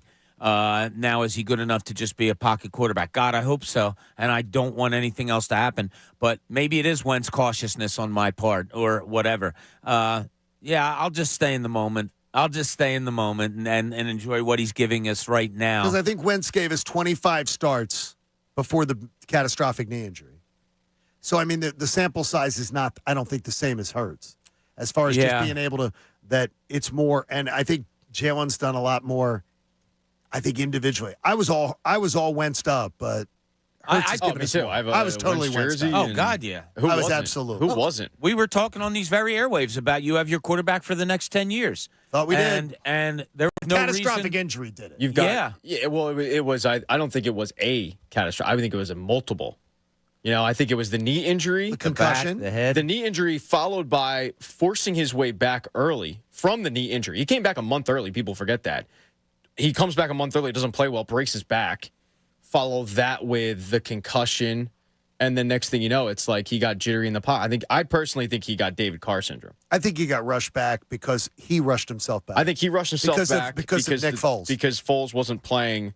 Like, if you remember that year, they should have went 3-0, 4-0. And I think they were like 1-1 heading into week 3. They lost at Tampa. Yeah, they won against the Falcons. And the thing is, if anybody says, oh, they just barely scraped by the Falcons. Well, that's what the Eagles have been doing this year. So you can't have two ways. Yeah, I mean, you thought they were going to. The Falcons were so bad then. You thought they were going to be able to roll past the first. No, that was the rematch of the NFC playoff. Oh yeah, game. It was. Yeah, but I mean, the Falcons were still not. You should have beaten them by more. I remember sitting there being like, they'll go 3-0 with Nick Foles in the first 3 games, and didn't. They were 2-1. He just wasn't playing well, and then it just all came apart. Hey, so much coming up, and if you want to share a thought on that, you can. At 610-632-0975. The idea of, have you seen enough out of Jalen Hurts in this time frame to think you're making a logical progression on what you think his career is going to be? 610-632-0975. It's the John Kincade Show. Andrew Saltunis comes your way at 10 here on 97.5. The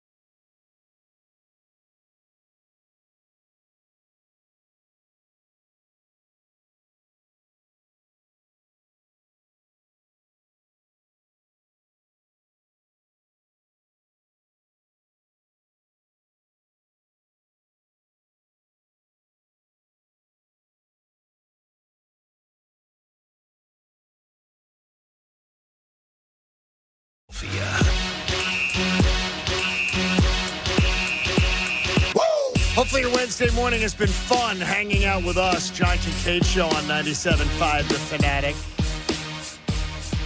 Unlike the Sports Illustrated, anything you read at 975thefanatic.com is produced by us.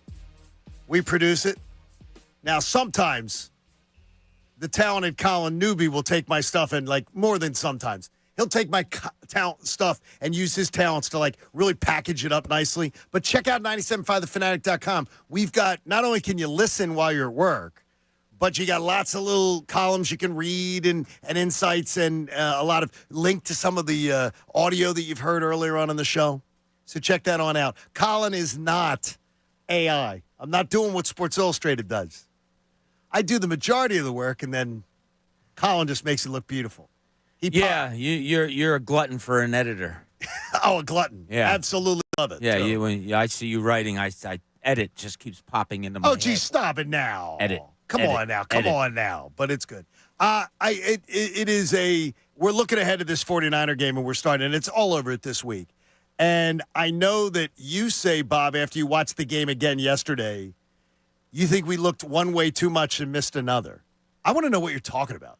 So what were we looking at one way where we missed something? I just thought the offensive adjustments. We spent a lot of yesterday's show talking about the offense, and not glowingly, particularly when it comes to the offensive coordinator. And then last night as I watched it, yes, there were some plays where your head scratching. First 3 plays of the game, all throwaways. That's frustrating. I mean, first 3 plays, you hold Buffalo to 3 and out. You get the ball. First play, nothing open, throw it out of bounds. Second play, you're rushed, nothing open, throw it out of bounds. Third play, same thing. That's frustrating. Understand that. You have 3rd and 14, and you're throwing into the flat for a wide receiver screen to Julio Jones. That's frustrating. Understand that. Yes. But God, when you watch the game and you carry those frustrations over, and then you see it all come to form, and you see the adjustments made where running up the middle wasn't working, so now you're pulling guards, and you're running outside, and Jason Kelsey's getting upfield and blocking linebackers, cornerbacks, safeties, whoever's in the way. And then you're seeing the passing game come to fruition where I'm watching that Devontae Smith touchdown. The design of it, there were 2 guys wide open. Jalen Hurts had his choice. He took the harder Smith. option, by the way. Yeah, in the corner of the end zone right there, A.J. Brown was wide open also. The way Jalen Hurts started to scramble and the calls of the quarterback draws just all started coming at the right time. The second half offense was pretty much a thing of beauty. Oh, it was. Yeah, and I think a lot of it, we talked about adjustments and all yesterday. I think in that regard, Brian Johnson had a hell of a game last Sunday. And that's one of the things is that I think in retrospect, you talked about it earlier. The idea that it's almost like we need a cooling off period, but we don't want one. But it's almost like we need a cooling off period after a game on Sunday that is that dramatic to really look at it. Because I think my aggravation with Brian Johnson when I watched the 15-minute game afterwards, and then I watched some of the All-22 coverage from NFL, the NFL app, my critique was a little too harsh. A little too harsh. When I see, because I think a lot of good things in that second half got glossed over for what was bad in the first half. And the first half was bad, though. It was bad. There was a lot of bad going on in that first half. It looked ugly and atrocious. Jalen Hurts should never have 33 yards passing. Some of that was on Jalen. But I wondered if, like, the first 3 plays, were they the first 3 plays that were scripted out thinking Lane Johnson was playing? Because 2 of the plays were blown up on the right side of the offensive line that caused him to do the throwaways. And so I wonder if they didn't manipulate the game plan and they just said, we're going to get a good game here. Maybe. No matter who's playing. They were in that covered, that like shell of a cover, Buffalo was, and there was just nothing open. There wasn't. You weren't looking for, like, quick hitters. You were looking for 15-yard outs and 18-yard curls, and it was deep patterns on 2 of the plays, and nothing was open. There just wasn't. And ultimately, Jalen Hurts had to throw the ball away when the rush came. First play of the game, he got flushed out because Driscoll got beat on an outside-in move, and it was, forget about it. He got blown up right away. But it was a weird beginning, not a good beginning. And, those turnovers, those 2 turnovers the Eagles had, they were bad turnovers. And they were horrible turnovers. Yeah. And that is not, by the way, that's not on Brian Johnson. Yeah, exactly. That's another thing. Yeah. Is that some of these, you can have a turnover sometimes by poor design, but a lot of times, I think the majority of the turnovers this year, Pat, have been poor execution. It's not been poor design. It's been Jalen in that horrible Jets game where he just played horribly. Yeah. And a lot of these handoff stuff has been going on. Yeah, the fumbles, for the most part, I put strictly on the players. Yeah, that's not on Brian. The interception, tip drills are always, you could equate it to bad luck. I mean, it's a tip drill. I always assume that when the ball does get tipped and it's in the air, it's getting picked off. It's not like he threw it directly into the hands of the DB. Sure. The ball got batted down. You give credit to the defensive player who made the play. But there have been a lot of self-inflicted wounds this season that you didn't necessarily see last year. And yet it hasn't really seemed to matter much. I mean, yes, it's made it more nerve-wracking. Yes. Going into the fourth quarter. And a lot of times you're sitting there watching the game and it's pretty close and you're going, it just seems like they're just beating themselves. But then they pull out a win and we're coming in and we're strutting on Monday. Marcus says it here. He goes, John, honestly, the stress factor of watching a game and everything, he said, imagine the stress factor of coaching a game and both coordinators being in that position for the most part for the first time. He's like, the stress on us as fans is nothing like the stress they're dealing with. We need to give them a little more grace. Yeah, as they're amping up. If you look at the negative plays that'll stick out to us, look, I just don't think that Julio Jones play was a good call. That was terrible. I don't. Now, was there failed execution? Should Smith and Brown have gotten better blocks? Probably, but I mean, I don't think Julio Jones is going to be outrunning people for 14 yards off the line of scrimmage. No. But there was also other things. Like there was one play, and I brought it up yesterday, and I saw it again last night. Jalen Hurts has to get better on his reads on the RPOs. And there was one time he didn't give the ball off up the middle, and he kept it, and he got hit for like a 1-yard loss. There was another time where he had DeAndre Swift going wide out to the left, and he held on to it, and it was a 3-yard loss. And you see the look on DeAndre Swift's face. He keeps running like towards the sideline, and he kind of puts his head down, shaking it like, I have totally open field here. If he just gave him the ball, it was a 10, 15-yard gain, and he just didn't read it right. So I think, Jalen Hurts has to get a little bit better at his RPO reads than I think he was last game. Chris saying to me on email here, he goes, John, love the show every day, but honestly, I'm going to have to start calling you Waffle House because today you're relenting on your critique of Brian Johnson when you were all throaty about it on Monday morning. Which is it? I don't think it's waffling when you say, I went back, I looked. And by the way, I'm still critical of the game plan and some of the performance on Sunday. By the way, Waffle House is delicious. And I love Waffle House. I wouldn't take that as an insult. I'm addicted. I'd be honored. Yeah, but I don't understand one thing is that can you not say that, okay, I was critical to an 8.5 on Monday, and now on Wednesday, after doing some review and doing some more homework on it, I'm like at a 5. Is that a bad thing? I never understood where moving off a position because you say, hey, I may have been a little too critical. That's waffling or being bad. Like he goes, and he's saying, whatever you're doing on Wednesday morning, you should be doing on Monday morning. And I don't agree with that. I think there's a visceral reaction to Monday morning that's different than Wednesday morning after a game. I don't think the analysis is the same. Well, yeah, I think it's snatched. Sorry, Bobby. Go ahead.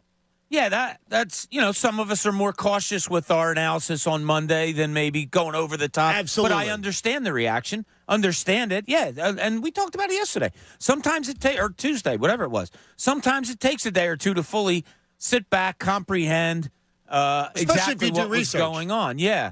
Gut reaction's always going to be gut reaction. That's why it is what it is. But yeah, to take it all in, to realize or learn something about it. I mean, if we weren't being honest, then we wouldn't probably have a show. And I think it's good to say, Pat, sometimes to be able to go, look, on Monday I was a little hypercritical, and today I want to correct a few of those. I mean, Absolutely. I don't Look, think that's a bad thing. I'll just speak for me and me alone here. Monday is going to be my reactive day where I come on and I react to a game that probably happened. It ended 10 hours ago. Yes. Right? So, I haven't been really able to digest and think straight, and I'm just reacting to what I saw. That's Monday. Tuesday, when you're able to take a step back and you're able to go, okay, maybe it wasn't as bad as I thought. Maybe the problems that arose that I brought up on Monday, after thinking about it logically and having some time to take a step back, maybe they weren't as bad. That's part of being on a morning show, though, is we're the first line, but we're coming on, and the game, when we hit the airwaves, the game ended 10 hours ago, and I'm all hopped up on. I'm still hopped on Elios and Mountain Dew, it's coursing through my veins. Elios. I'm not proud of it, John, but it's in my price range. And you're in Philly. Yeah, Cyber Monday was rough on the boy. Credit card got hit a little bit. Next thing you know, it's like these don't seem like deals anymore.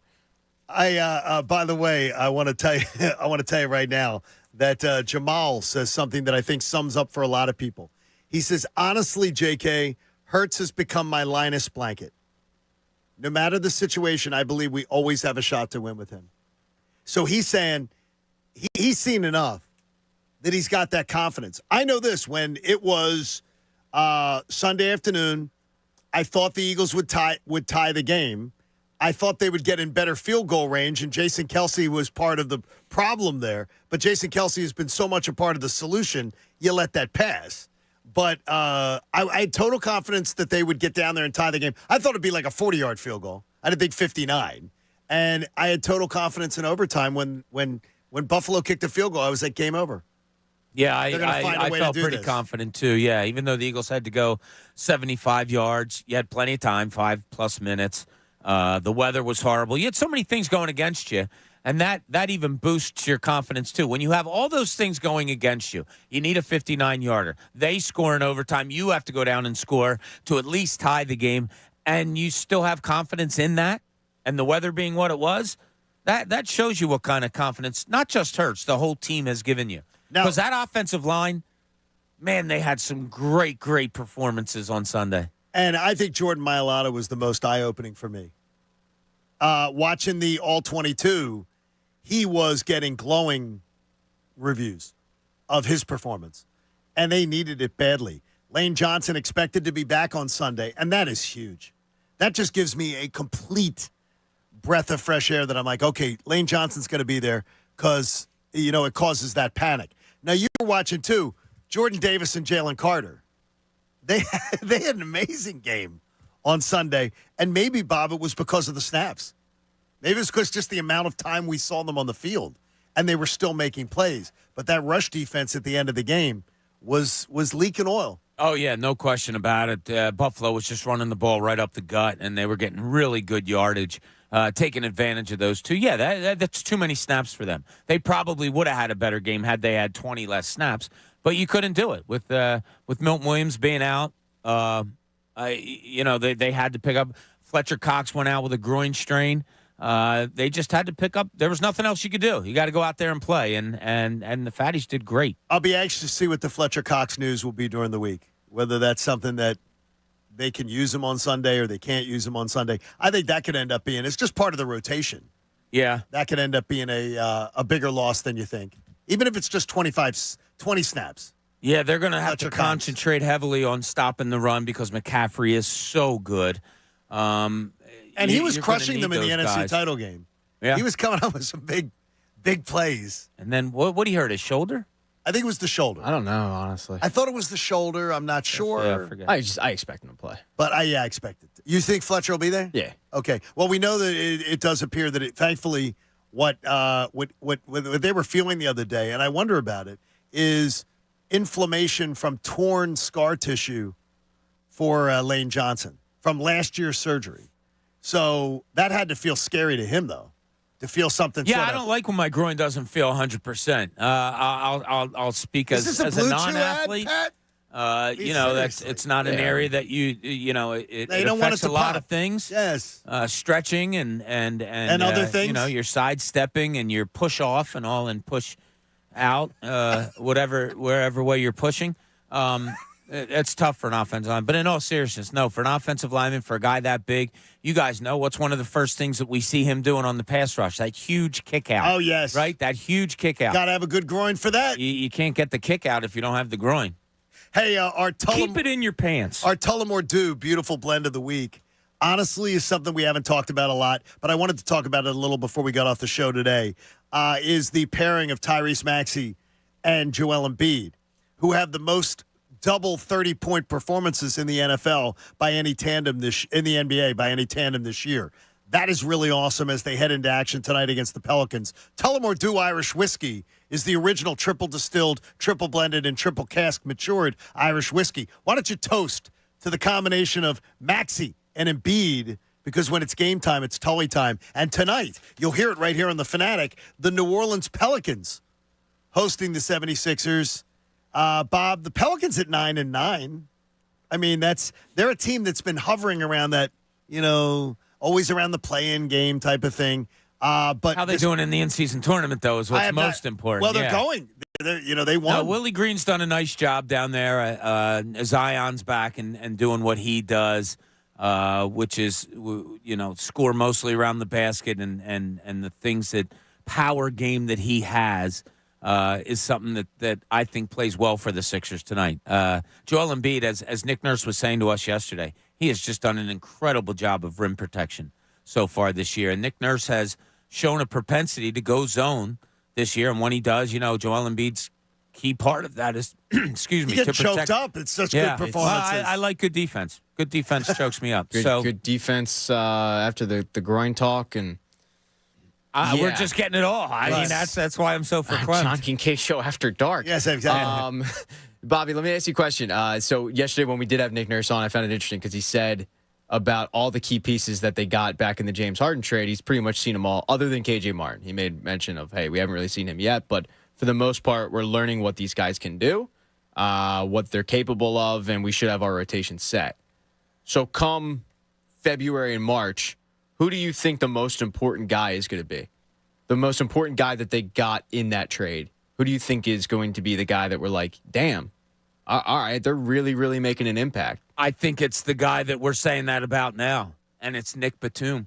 I always knew he was a diverse player, as I told you years ago when I was down in Charlotte, and one of my friends who's a writer down there introduced me to Batum, was telling me all about Batum and all, and I kept an eye on him. I'm like, wow, yeah, this guy is very versatile. He plays defense. He can pass. He can score.